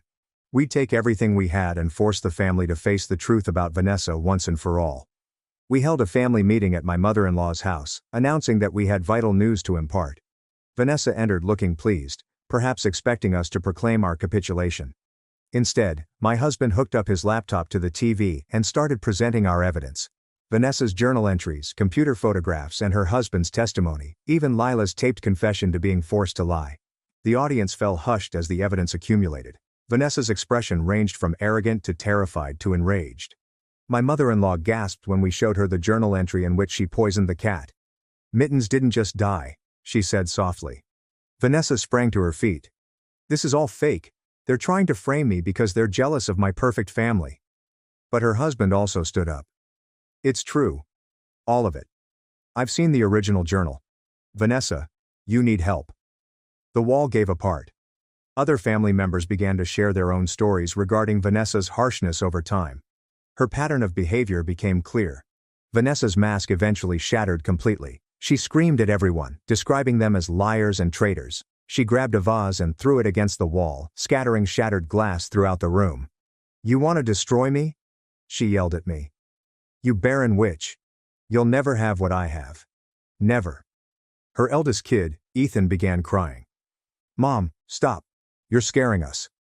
But Vanessa was beyond reasoning. She lunged at me, and this time, I did not back down. My husband and hers had to separate us as she clawed at my face and screamed obscenities.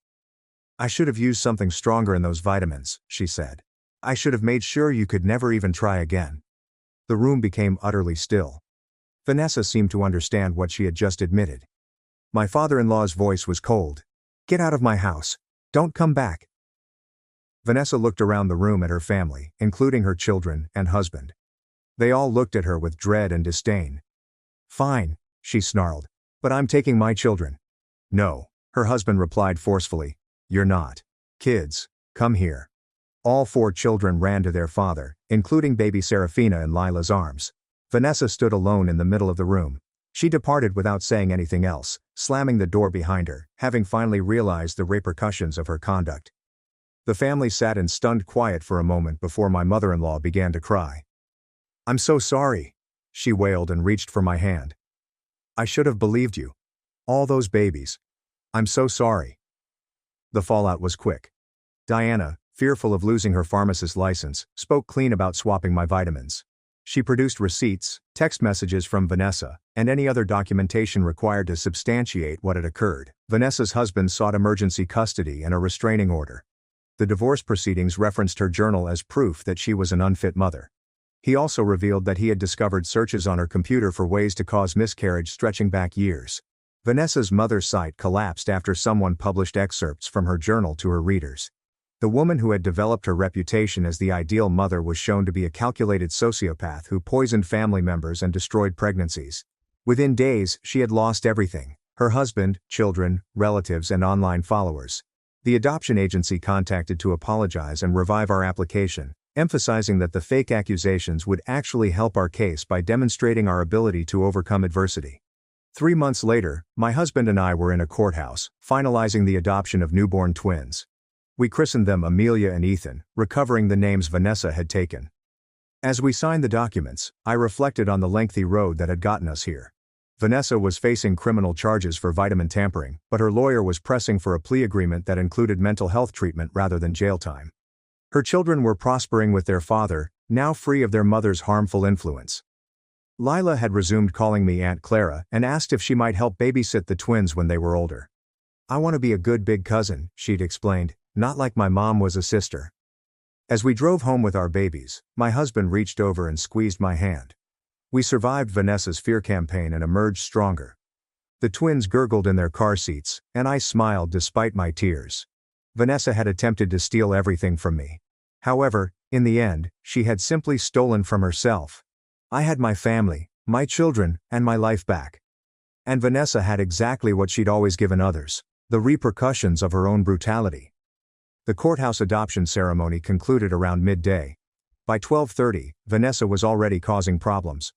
My husband saw her first, standing across the street from the courthouse steps where we were taking photos with Amelia and Ethan. She wore huge sunglasses and a baseball cap, but her tight posture revealed her identity. "Don't look," he muttered, moving to hide her view of the twins. The photographer saw our tension and suggested that we go to the courthouse garden. As we went away, I could hear quick footsteps behind us. Vanessa crossed the street. "Those should have been my names to give," she exclaimed. Security apprehended her before she could get close. We watched as they escorted her away while she yelled about her rights as an aunt. The twins slept through it all, unconcerned with the fuss surrounding their first formal day as our family. That afternoon, we realized Vanessa had been busier than we expected. Our adoption announcement on social media, which my mother-in-law had shared with our consent, had been screenshot and put on Vanessa's new site, along with commentary about baby thieves and name thieves. Diana texted me a warning. Vanessa had visited the drugstore that morning, asking weird questions regarding infant meds and allergies. Diana declined to provide any information and alerted her manager, but the event left everyone concerned. That evening, we mounted a doorbell camera.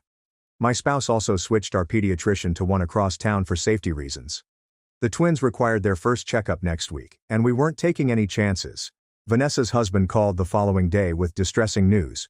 She had broken into his home while the children were at school, stealing photo albums and baby items. She had also left a note demanding visitation with her children. "The restraining order includes the children," he assured us. "But she's getting desperate. She's been staying with different friends, telling them you've all turned against her for no reason." 3 days later, Vanessa arrived at my husband's workplace. She'd waited in the parking garage and approached him as he walked to his car. My husband immediately began recording on his phone. "You poisoned everyone against me," she remarked, blocking his approach. "Even my own children won't talk to me." My spouse attempted to step around her, but she moved with him. "Vanessa, you need to leave. You're violating the restraining order. That piece of paper means nothing. You're my brother. You're supposed to protect me, not destroy me." "You destroyed yourself," he stated gently. Vanessa's face distorted. She took his phone and threw it against the concrete wall. It shattered upon collision. Then she dashed to her car and drove away before security arrived. The shattered phone meant we lost the footage, but the parking garage cameras captured everything. My husband filed a police report, and a warrant was obtained to arrest Vanessa. She dodged the cops for a week. During that time, she created dozens of phony social media personas, accusing us and our employers. She accused us of stealing her children, ruining her marriage, and planting evidence against her. One profile in particular stood out. It featured photographs of Amelia and Ethan from the courthouse, modified to include Vanessa holding them. The captions stated these were her twins, who we had stolen. Several of her previous blog followers, who remained loyal despite everything, shared the posts. My supervisor called me back into his office. "I know this isn't your fault," he explained, handing a printed screenshot across his desk. "But HR is concerned. These accusations of kidnapping, even though they're false, they're affecting our workplace." I glanced at the falsified photo of Vanessa and our babies. "What are you saying?" "Take extended leave. Paid. Let this situation resolve, then we'll reassess." I tidied up my desk that afternoon, trying not to cry. Vanessa had now cost me my active employment and everything else. That night Lila called back. Her voice was barely above a whisper. "Aunt Clara. Mom's here. She's outside Dad's house. She keeps texting me to let her in." My husband quickly contacted his brother-in-law while I stayed with Lila. We could hear Vanessa hammering on the door, screaming for her children. "She says she has new vitamins for the baby," Lila murmured. "Special ones to make her smart like her." My blood became chilly. "Lila, don't open that door. Stay away from the windows." Police arrived within minutes. We listened on the phone while they detained Vanessa. She screamed throughout about her rights as a mother, how we had all colluded against her, and how she simply wanted to give her kid vitamins. They discovered a bottle of unlabeled tablets in her purse. Vanessa remained in jail for 2 nights before being released on bond. Her counsel contended that she was experiencing a mental health crisis and required therapy rather than incarceration.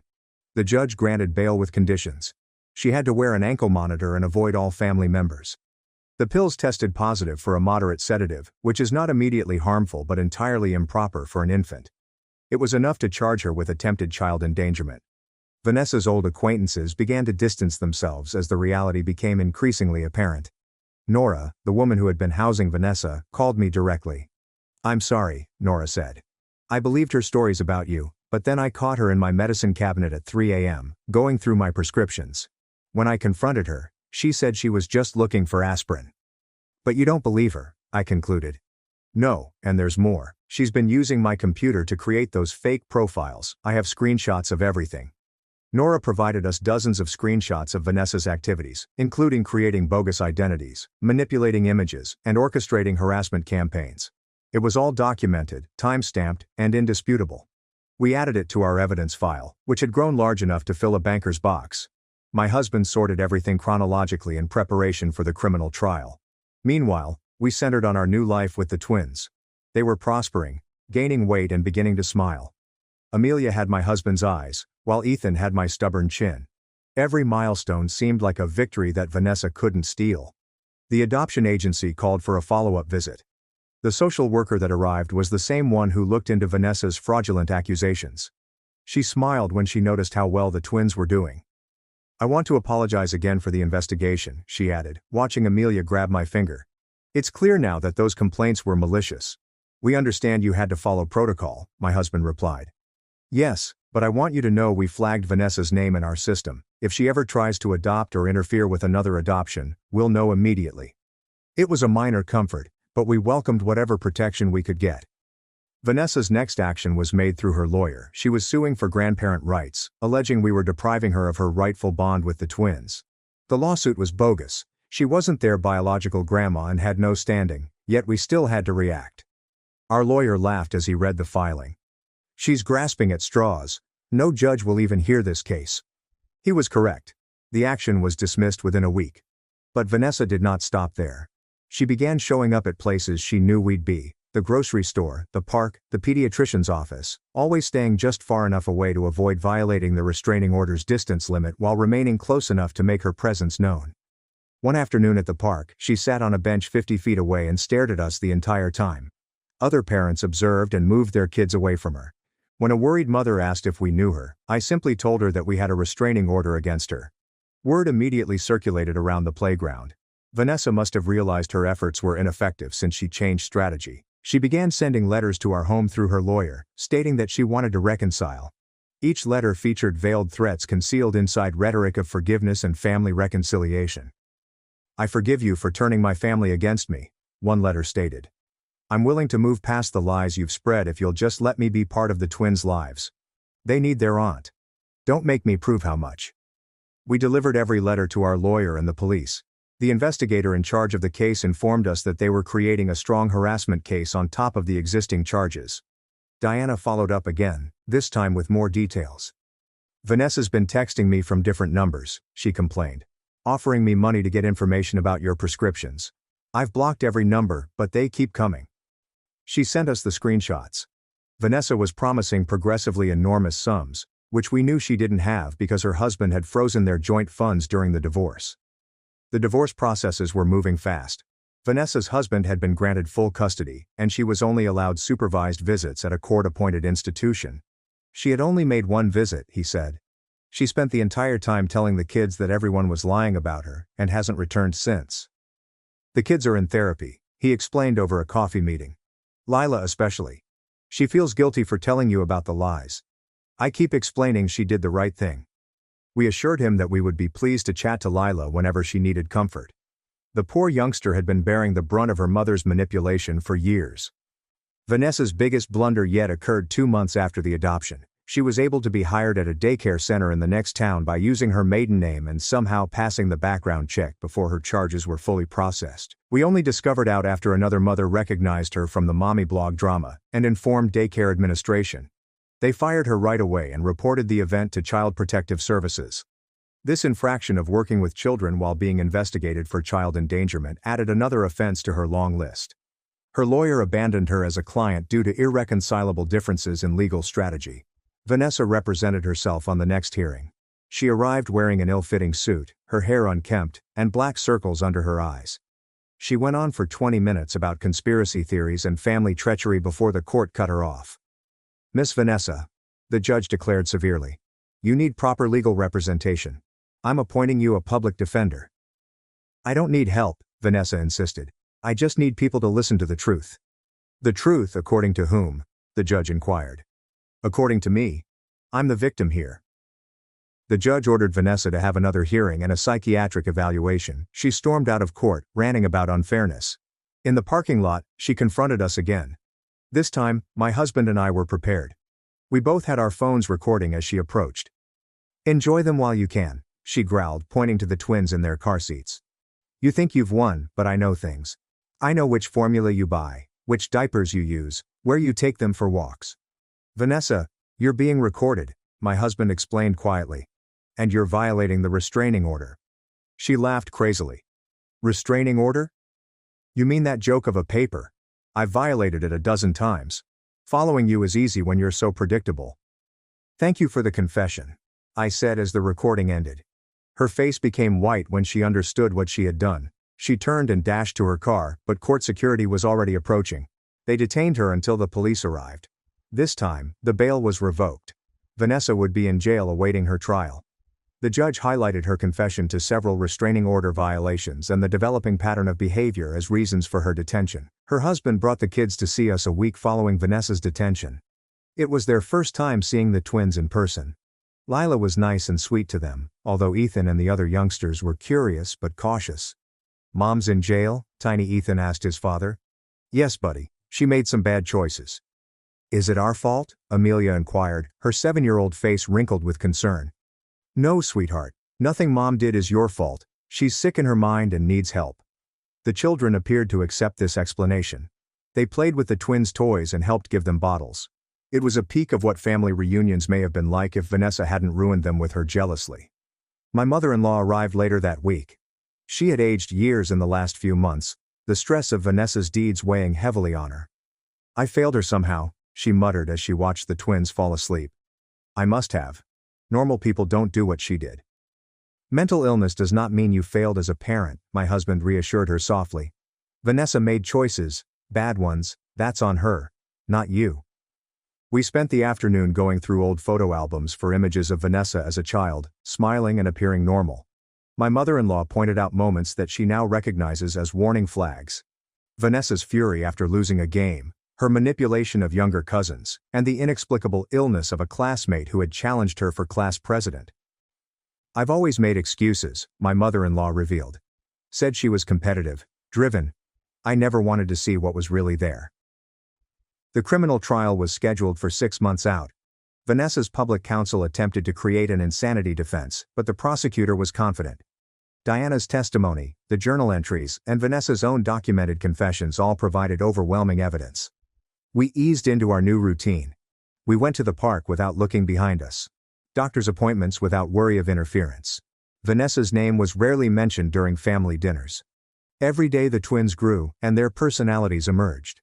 Amelia was the serious one, studying everything with earnest concentration. Ethan was all grins and chuckles, enchanting everyone he encountered. They were gorgeous and ours, and Vanessa couldn't reach them from behind bars. We received a letter from the daycare center where Vanessa had briefly worked. They were adopting new background check methods as a result of what happened. They even offered us free childcare if we ever needed it as an apology for the security mistake. We declined graciously. When necessary, the twins would seek refuge with family members or trusted friends. Trust was earned gradually these days. Diana sent one final SMS. "I'm going to move. New job and new state. I need to start afresh, so no one knows what I did. I apologize again. Take care of the babies." I did not respond. Some bridges, once burned, could not be reconstructed. 5 months into Vanessa's sentence, we received surprising news. She was pregnant. She had apparently been seeing someone prior to her detention and was now in prison, facing the prospect of giving birth. Her husband was distraught. "Those kids don't deserve another sibling born into this mess," he told me. "And who knows what she took while pregnant. She wasn't stable." The pregnancy provided an extra element of difficulty to the trial. Her lawyer pressed harder for the insanity argument, stating that no reasonable woman would commit crimes when pregnant. The prosecutor argued that Vanessa's premeditated actions demonstrated evident premeditation, not lunacy. We went to every pre-trial hearing, sitting silently in the back and giving testimony. Vanessa became larger and more unkempt with each appearance. She'd look at us with rage, her hands shackled over her swelling tummy. She had an outburst during one hearing. "They stole my life," she exclaimed, pointing at us. "My babies, my family, everything, and now they sit there judging me." The judge ordered her removal from the courtroom. As soldiers led her out, she turned back once more. "Amelia and Ethan were supposed to be mine." The courtroom became hushed after her outburst. Even her lawyer appeared deflated. Vanessa went into labor a month before the trial began. Despite everyone's fears, the baby girl was born healthy. Vanessa named her Clara. My hands shook as I heard. Even now, after everything, she was attempting to harm me by using my name for her child, which was conceived in chaos and born in detention. Baby Clara was promptly taken by Child Services. Vanessa had no rights to her given her current circumstances and allegations. The baby was placed in foster care while the state made a decision regarding permanent placement. Vanessa's husband considered taking her, but eventually decided against it. "My kids have been through enough," he explained. "I can't bring home their half-sister as a constant reminder of their mother's breakdown." The trial started on a frigid February morning. Amelia and Ethan were 11 months old, walking and saying their first words. We left them with my father-in-law and went to our seats in the courtroom. Vanessa arrived in chains, her postpartum body covered in an orange jumpsuit. She had lost weight since giving birth, and her face was haggard and hollow. She discovered us instantly in the museum, her gaze unflinching. Diana testified first, describing how Vanessa pressured her into replacing my vitamins. During cross-examination, she burst into tears but refused to change her story. The pharmacist had already revoked her license. This testimony was part of her plea agreement. Vanessa's husband then presented the notebook and described years of manipulative behavior that he had previously overlooked. He told anecdotes about Vanessa's rising hostility to family members, her fixation with control, and her refusal to accept any perceived slight. When it was my turn to testify, I talked plainly and calmly about the stolen names, the poisoned vitamins, and the deliberate ruin of my existence. I exhibited images of the twins, who were healthy and prospering despite Vanessa's efforts to prevent their creation. "She wanted me to suffer," I replied, following Vanessa's eyes. "Because I had something she couldn't control. Her brother's love and loyalty." Vanessa's lawyer attempted to present me as vengeful, implying that I had organized everything to take Vanessa's life. However, the evidence spoke louder than his theories. The prosecution revealed everything, including emails, false social media accounts, doctored medical records, and a harassment campaign. They aired audio recordings of Vanessa's threats and confessions. They showed the jury the unmarked medications she had brought to her children's home. Vanessa testified on her own behalf, contradicting her lawyer's advice. She rambled on about conspiracies and betrayal, alleging I had planned to destroy her since the day I met her brother. She argued that the pills were intended to benefit me, that the names were coincidental, and that everyone was lying. "I'm a good mother," she insisted, tears running down her cheeks. "They took my babies away because they're jealous of what I had." The prosecutor's cross-examination was savage. He guided her through each piece of evidence, forcing her to face her own words and deeds. Vanessa's story shifted with each question. Contradictions pile up. Eventually he asked, "Did you or did you not tamper with Clara's prenatal vitamins?" Vanessa remained silent for a long time, then quietly, "She didn't deserve to be a mother." The courtroom exploded. The judge demanded order, and Vanessa's lawyer buried his head in his hands. She had just confessed on the stand. The closing arguments were brief. The evidence was overwhelming. The confession is damning. The jury deliberated for little than 2 hours. Guilty on all charges. Vanessa expressed little emotion as the verdict was read. She stared straight ahead, her expression blank. The judge scheduled the sentence for the following month. Outside the courthouse, reporters waited. We pushed past them without comment. There was nothing to say. Justice had been served, but it provided no joy. A family was shattered, leaving children motherless, and a young girl named Clara growing up in foster care. The sentencing hearing was calmer. Vanessa appeared to be sedated, her movements slow and deliberate. Character witnesses spoke on both sides. Her children did not go. The judge sentenced her to 15 years in prison, with a 7-year parole possibility. She would serve her sentence at a facility with a mental health program. It was more mild than the prosecutor desired, but tougher than her lawyer wished. As the guards dragged her away, Vanessa turned one last time. "Take care of my Clara," she murmured quietly. I wasn't sure if she meant me or the baby. Maybe both, or neither. We drove home, where our twins greeted us with smiles and outstretched arms. Amelia had learned to say mama while we were away. Ethan showcased his new skill to stack bricks. That night, after the twins had fallen asleep, my husband and I sat on our porch. The stars shone brightly, and the air was fresh.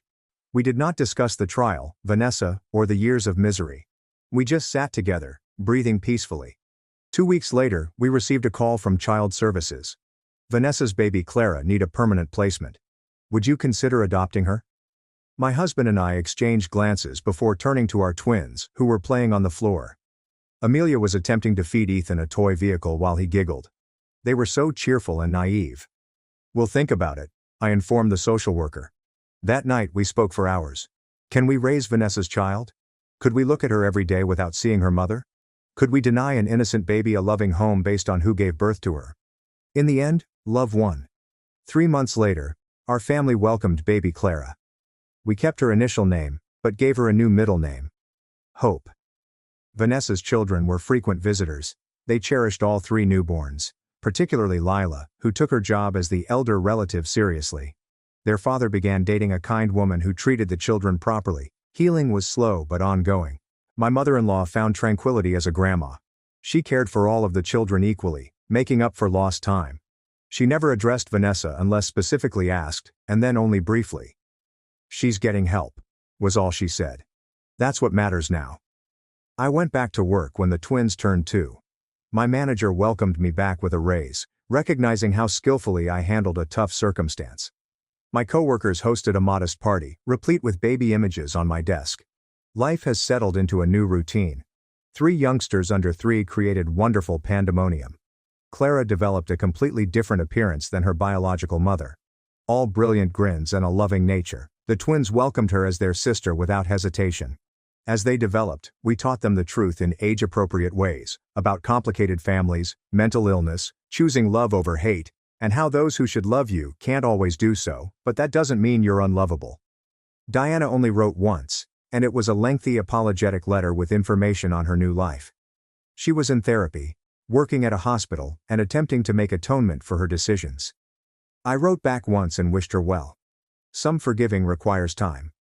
Vanessa's husband remarried when his youngest turned 10. The wedding was intimate yet joyous. All 4 children were in the wedding party, beaming with joy. They had regained stability. Vanessa's lawyer provided us with infrequent updates on her case. She took her medication, went to treatment, and worked in the jail library. She had discovered religion, lost it, and then found it again. She wrote letters to her children, which her ex-husband preserved unopened, waiting for them to decide if they wanted to read them later. She never wrote to us. We were thankful for that. We celebrated the twins' 5th birthday with a spectacular party. All of the cousins arrived, as did school friends and neighbors. Lila, who is now a teenager, helped organize the games. Vanessa's other children sung happy birthday with genuine delight. Baby Clara, now 3, attempted to blow out her siblings' candles. Amelia gently stopped her, and Ethan laughed. They were extremely patient, protective, and caring toward their younger sister. My husband's grandmother, now 95, sat in her wheelchair, grinning. She had survived to see her family recover from the wounds Vanessa had inflicted. She cradled tiny Clara on her lap and whispered stories about the family's past, particularly the pleasant bits. That night, after cake, presents, and too much excitement, we tucked 3 tired children into bed. Amelia pushed on one more story. Ethan wanted more cuddles. Clara needs her particular blanket perfectly arranged. As I closed Clara's door, my thoughts turned to Vanessa in her cell. Did she reflect on the children she had lost as a result of her own actions? Did she regret the route she had chosen? Has she ever accepted responsibility? I would never know, and that was fine. Now she was on her own trip. My spouse spotted me in the corridor and pulled me into a hug. We had survived the impossible and created something lovely from the ashes. Our kids were happy, healthy, and loved. That's what mattered. The next morning brought the typical chaos: spilled cereal, misplaced shoes, toy-related arguments, as part of normal family life. Amelia helped Clara locate her favorite clothing while Ethan served the dog breakfast. They were wonderful, kind children, despite or perhaps because of their Genesis tale. My phone vibrated with a text from Lila. Can I babysit this weekend? I want to practice for when I have children someday. I grinned and typed back, yes. The cycle of family continues. Healthier now, based on truth and choice rather than deception and suffering. Vanessa had attempted to destroy us via her jealousy and hatred. Instead, she had built a larger, stronger family bound by love and perseverance. Her biological children survived without her poison. Her baby grew up surrounded by the affection she had attempted to deny others. And we had everything she desired. Not because we had stolen it, but because we had earned it through patience, tenacity, and the willingness to love even when it hurt. The twins began kindergarten that fall. Amelia meticulously packed her equipment, but Ethan quickly charmed his teacher. Clara watched them go in tears, counting down the days until she could join them. We stood at the bus stop with 3 parents waving goodbye. My husband squeezed my hand as the bus drove away. We had made it. Despite everything, we had made it. That afternoon, while Clara napped, I finally opened the box I had stored in our closet. Inside were ultrasound photos of our missing babies, whose names Vanessa had stolen. I looked at each one, remembering the hope and heartbreak they symbolized.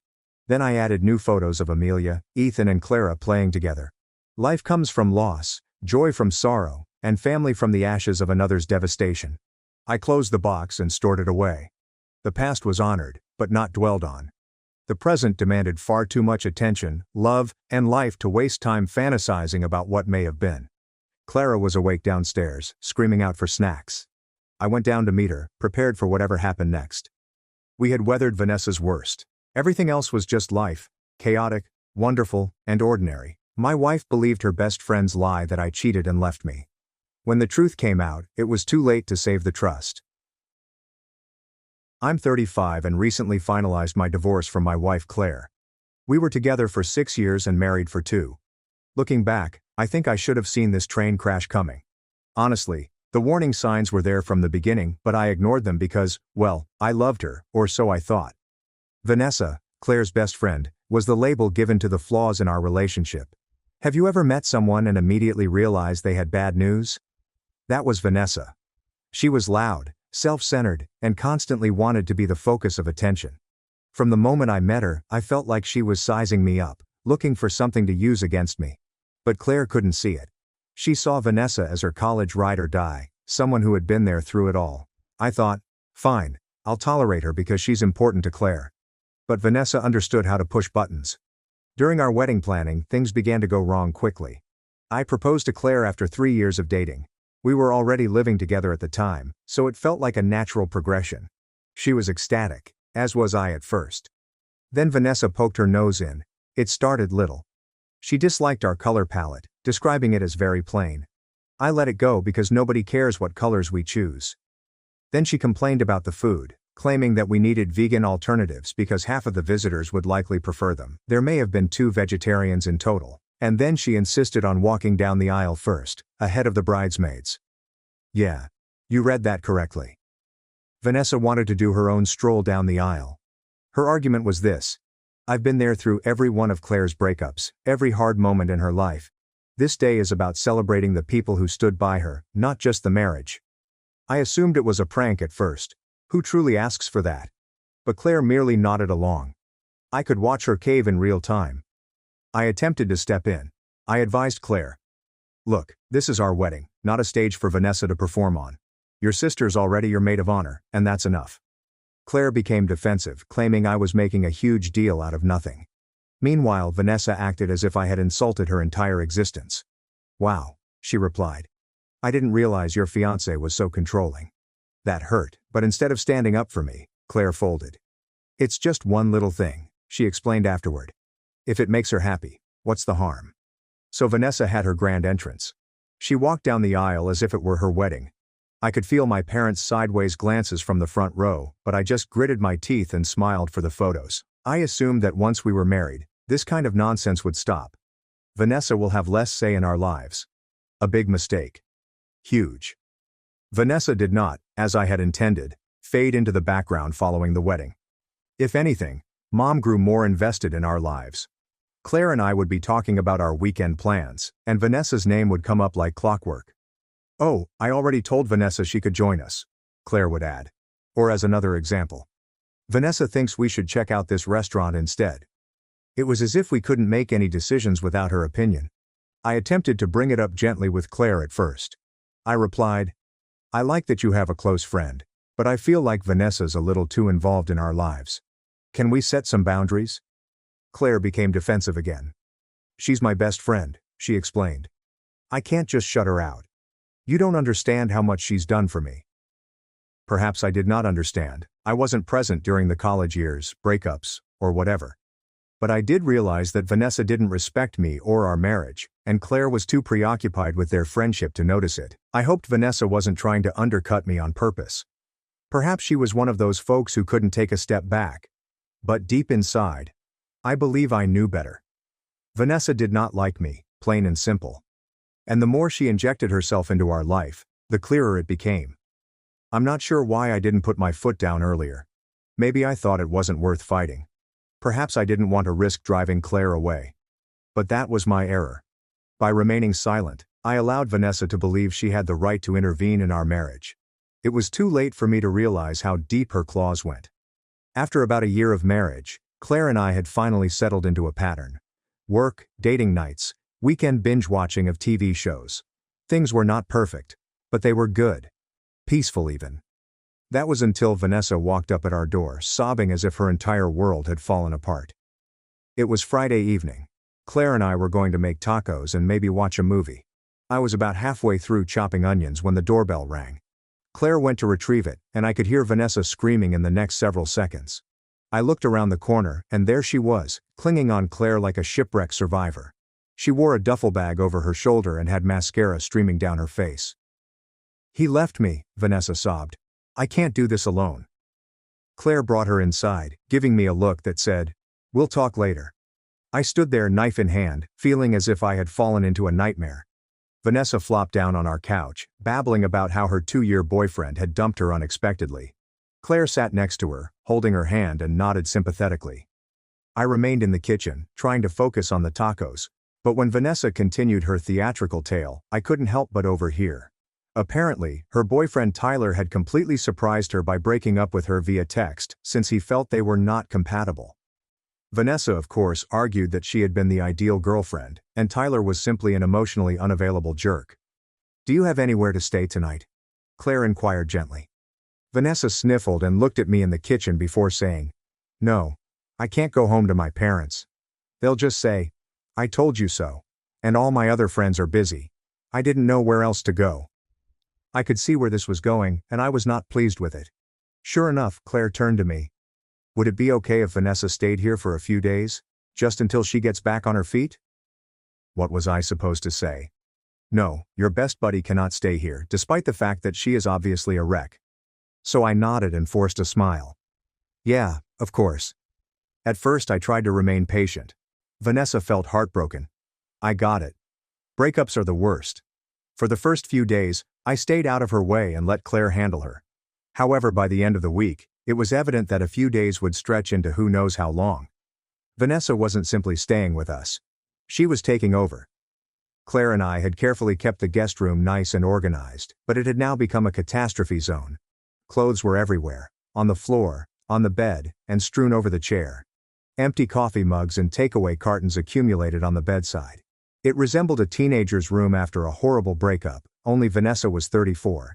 She essentially lived in the living room, binge-watching reality shows at maximum volume and occupying the couch. I got home from work twice and found her spread out in her pajamas, eating snacks from a family-sized chip bag while watching a dating show. She didn't even look up when I went in. She just murmured, "Hey," between bites. The kitchen was not safe either. Vanessa wasn't a great cook, but that didn't stop her from using our pots and pans as if she were auditioning for a cooking show. The trouble was that she never picked up after herself. I'd wake up in the morning to find the sink full of dirty dishes and weird half-eaten dinners on the counter. I tried talking about it with Claire one night. I know Vanessa's going through a lot, I told her, but she's treating this place like a hotel. It's not fair to us.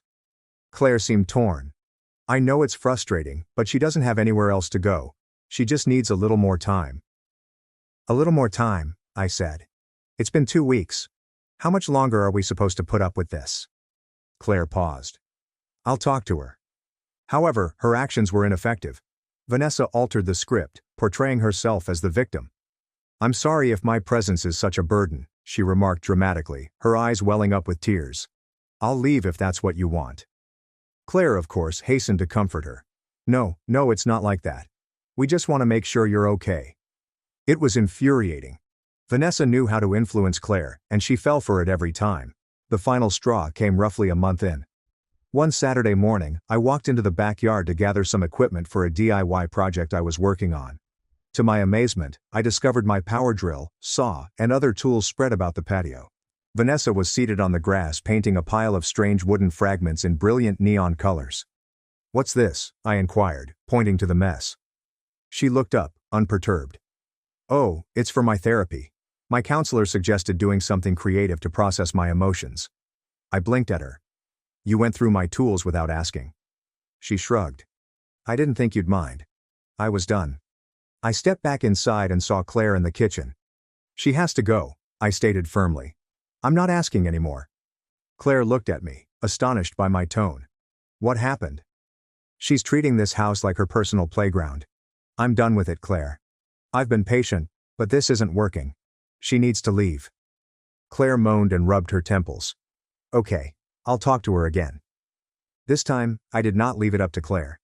I sat down with each of them and lay everything out. "Vanessa, we've done our best to support you through this, but it's been a month. This isn't sustainable for us. You need to start looking for another place to stay." Vanessa did not take it well. She accused me of being cruel and not knowing what she was going through.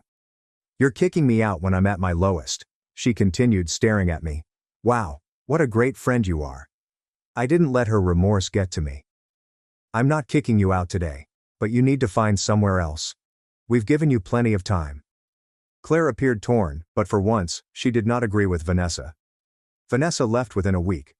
She stormed off in a fury, mumbling something about how I had always been domineering and Claire deserved more. As she drove away, I felt a weight lifted from my shoulders. For the first time in weeks, our home felt like our own again. Even yet, I knew this wouldn't be the last we heard from Vanessa. The actual Vanessa damage occurred on a random Saturday afternoon. Claire had gone out for her regular brunch with Vanessa. I wasn't delighted with it, but I had ceased commenting on their gatherings months before. What was the point? Vanessa was going to be in Claire's life regardless of what I said. I stayed at home, planning to use the quiet time to run errands. Nothing exciting, just shopping, laundry, and a little yard work. By the time Claire returned, I was in the kitchen unloading groceries. I welcomed her like I normally did, but something seemed off. She barely said anything, mumbling a hey, and heading directly to the bedroom. I stood there for a second, clutching a bag of apples, trying to figure out what I'd done to irritate her. Maybe she was simply tired. I shrugged it off and returned to putting things away. Claire remained distant throughout the rest of the day. She avoided eye contact, responded to my questions with one-word answers, and spent the majority of her time glued to her phone. I asked her several times if something was wrong, but she simply said, "I'm fine." Clearly, she wasn't. I assumed Vanessa had unloaded some of her typical drama, and Claire simply wanted time to process. That night, however, things became odd.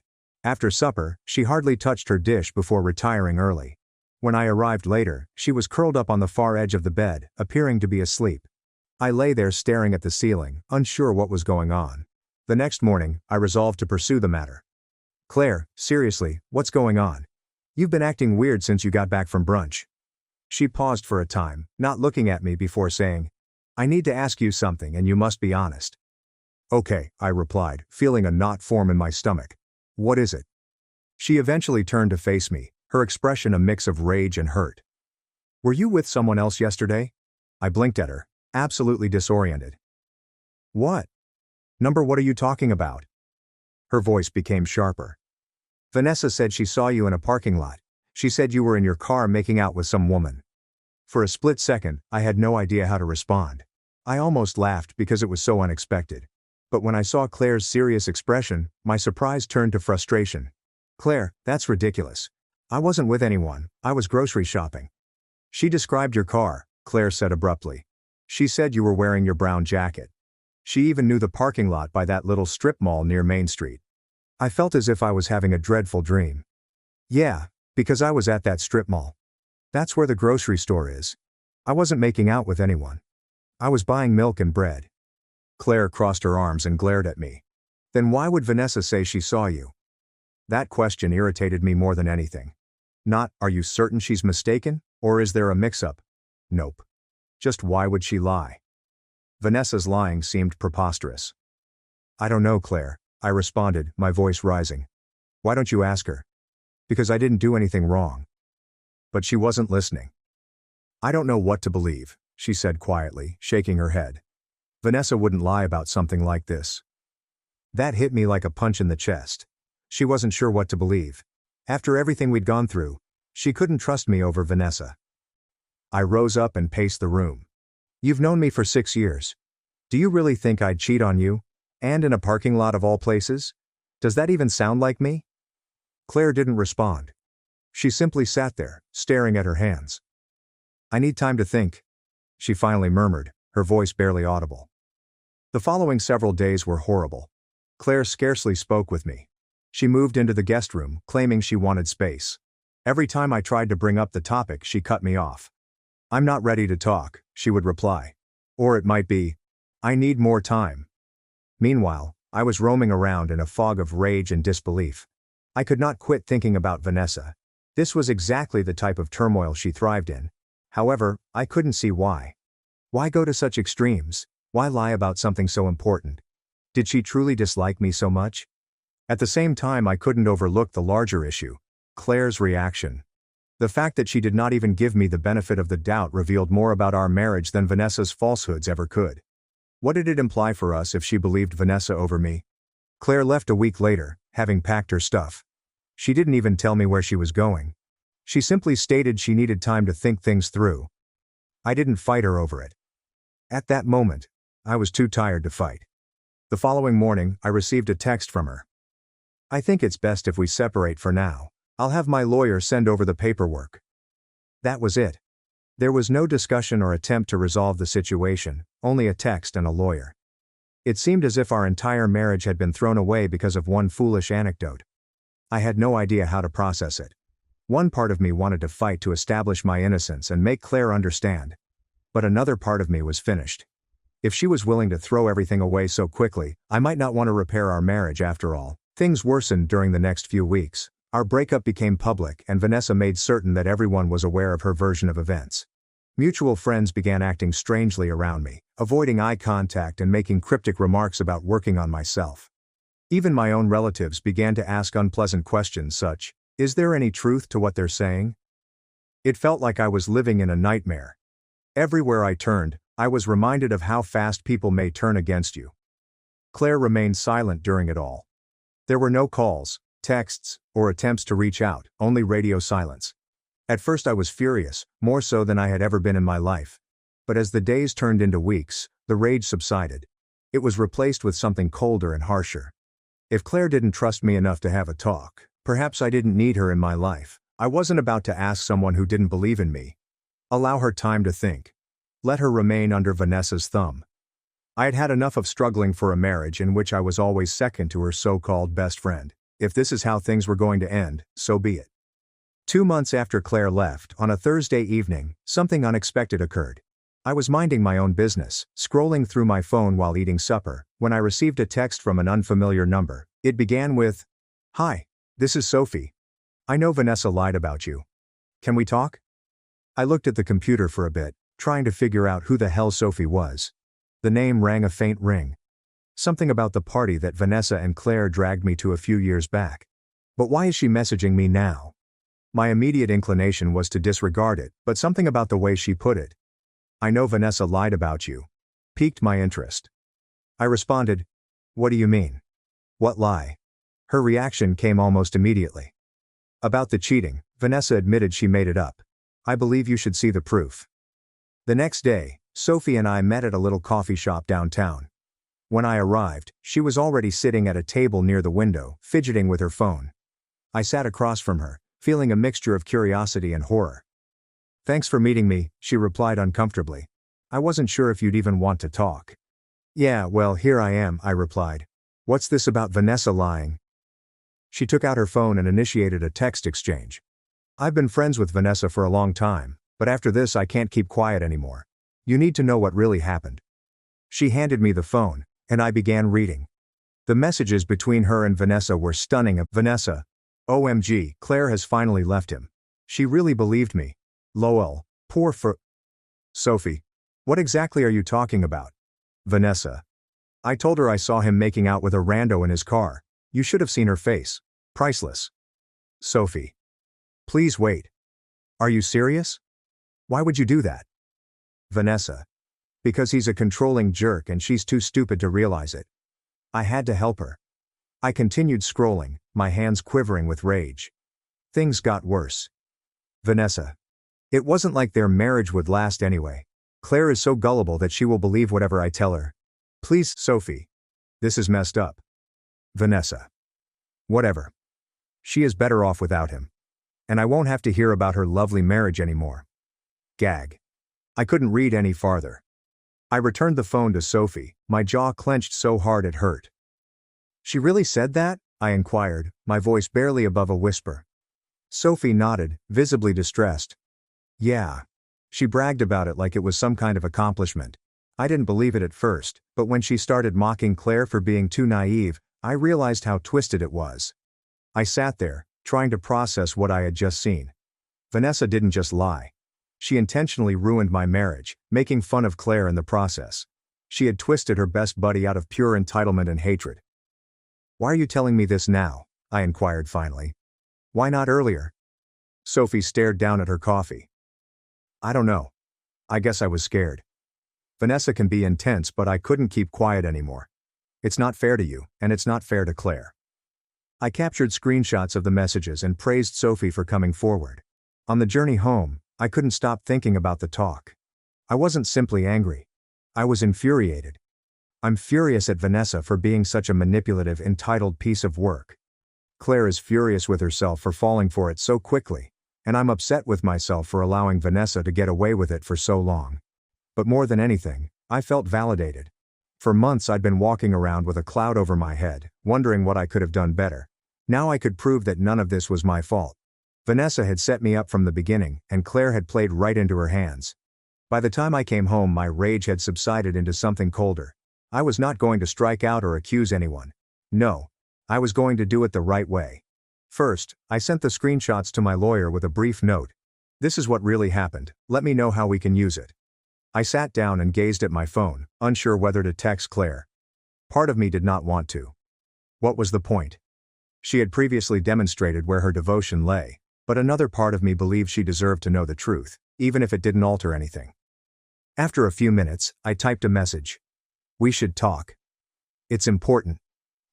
Her response was quicker than I expected. What do you want? I kept it short. I have evidence that Vanessa lied. Can we meet? You should see this. There was a long gap before she said, fine, tomorrow afternoon. Where? I recommended a park near her new residence. She agreed, and that was all. I did not wish to win her back. I was no longer interested in that.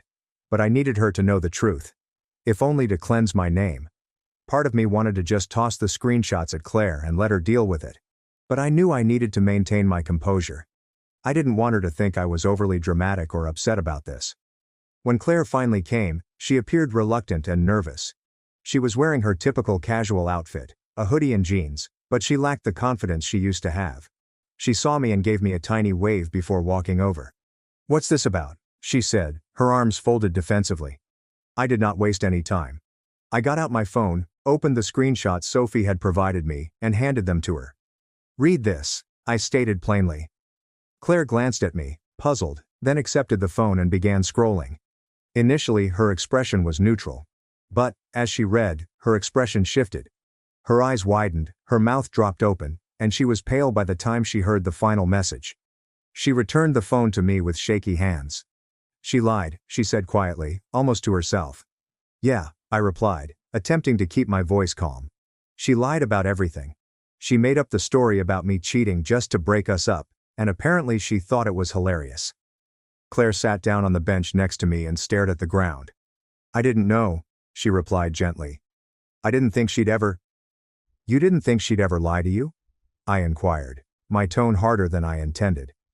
That's the problem, Claire. You didn't think. You didn't even stop to question it. You just believed her, and threw me under the bus. She flinched at my remarks, but said nothing. Do you know how humiliating it's been? I asked. My friends, my family, hell, even my coworkers started looking at me like I was some kind of dirtbag. All because you couldn't take 2 seconds to ask me what really happened. Tears began to fill up in her eyes. I thought I was doing the right thing, she replied. Vanessa's been my best friend for years. I trusted her. Yeah, well, that trust just cost you your marriage, I replied honestly. Claire glanced up at me, tears running down her cheeks. I'm very sorry, she murmured, her voice cracking. I didn't know. I swear I didn't know. That's the problem, Claire, I explained, my tone softening but still stern. You didn't know because you didn't even give me a chance. You trusted her more than you trusted me. And that says a lot about how you saw this relationship. We sat quietly for a few minutes, the weight of everything hanging in the air. Finally, Claire spoke again. I'll cut her off, she replied gently. I'll never talk to her again. We can fix this. We can go to counseling, figure things out. I'll do whatever it takes. I groaned and ran a hand over my hair. Part of me wanted to trust her, but the reality was that the harm had already been done. She had chosen Vanessa over me without hesitation. I don't think we can fix this, I admitted ultimately. It's not just about what Vanessa did. It's about how easily you believed her. How little trust you had in me. That's not something we can just work through. Claire began to cry harder. I was stupid, she said between sobs. I should have talked to you. I should have trusted you. Please, just give me one more chance. I shake my head. I'm sorry, Claire, but I can't. This isn't just about forgiveness. It's about trust. And once that's gone, it's almost impossible to get back. She kept crying. I almost felt sorry for her. Almost. But then I remembered all the nights I'd spent alone and wondered what I could have done better. All the pals that abandoned me because they believed Vanessa's lies. All the times I questioned my own worth since Claire discarded me so readily, and with that, my sympathies vanished. I think it's best if we both move on, I remarked, standing up. I wish things could have been different, but this is where we are now. Claire did not try to stop me, she just sat there, crying into her hands, while I walked away. I did not glance back. For the first time in months, I felt in control of my life again. Later that night, Claire texted me a long apology and begged me to reconsider. I did not respond. There was nothing more to say. Vanessa's deceit may have been the catalyst, but Claire's lack of trust was the true reason our marriage failed. And at this point, I was not interested in attempting to restore something that was already broken beyond repair. Instead, I sent the screenshots to a few mutual pals who had ghosted me. I didn't add any comments, I simply let the texts speak for themselves. Within hours, my phone were inundated with apologies and messages of support. One acquaintance wrote, "Wow, I can't believe Vanessa would do that. I'm so sorry for doubting you. You didn't deserve this." Another person added, "Let me know if there's anything I can do." It was good to feel validated, but I was not interested in rekindling those friendships. If they were so eager to believe the worst about me, they were no longer someone I wanted in my life. I didn't bother confronting Vanessa. What's the point? She'd already proved who she was, and I wasn't about to give her the satisfaction of knowing how much harm she'd done. Even though I had cut off most of my shared friends, I began hearing stuff from them a few days later. One buddy, Hannah, called me and said, "You're not going to believe this, but Vanessa's basically been blacklisted from our group." Apparently, once word spread about what she'd done, everyone began to distance themselves from her. Sophie shared the screenshots with a few others, and the story quickly spread. Vanessa attempted to defend herself, claiming that she was only concerned about Claire and that I was controlling and toxic, but no one believed her. "She's completely spiraling," Hannah exclaimed, giggling. Curious, I looked up Vanessa's profiles myself, using an incognito account, of course. Sure enough, there were numerous entries about how her phony friends had abandoned her while she had just attempted to help. A single comment read, "So, I guess people can't handle the truth. I stood up for Claire when no one else would, and now I'm the bad guy."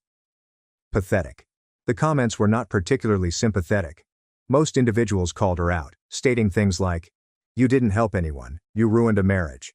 This is what happens when you manipulate people. Maybe take a good hard look at yourself before blaming everyone else." It was satisfying to watch her finally receive what she deserved. Meanwhile, Claire's life wasn't looking good. She moved back in with her parents after everything went down, and from what I understood, things were tight. Her mother, who had always been skeptical of Vanessa, was outraged when she learned the truth. A common friend told me about Claire's particularly heated dispute with her mother. Apparently her mother said, "You threw away a good man for a liar. How could you be so stupid?" She was harsh, but she wasn't completely wrong. Claire was trying to rebuild her life, but things weren't going well. Her attempts to reconnect with some of our former pals elicited mixed responses. While some people were willing to forgive her, the majority were not. They'd seen how easily she turned on me and didn't want to be in the same situation again. "She looks miserable," Hannah informed me during one of our few discussions. "Like she's trying to put on a brave face, but it's obvious she regrets everything." Several weeks later, Vanessa lost her job. Sophie, who still worked with her, texted me quickly, "Just thought you'd want to know. Vanessa got fired today." It turned out that Vanessa's reputation was catching up with her at work. People found out about what she'd done, and her coworkers began to shun her.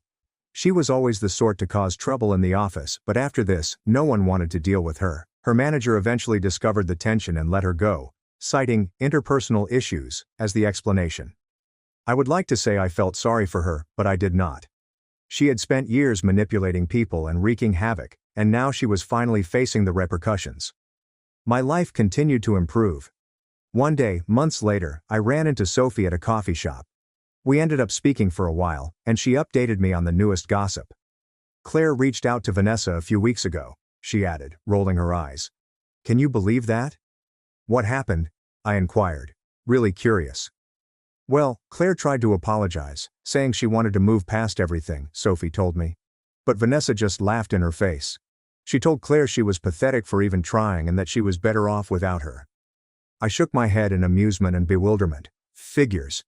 Vanessa does not know how to accept responsibility for anything. Sophie smirked. "Yeah, well, they're both getting what they deserve." Looking back, I can't say I'm glad things went the way they did, but I'm grateful for where I've ended up. Vanessa and Claire's toxic relationship was a ticking time bomb, and I happened to be collateral damage.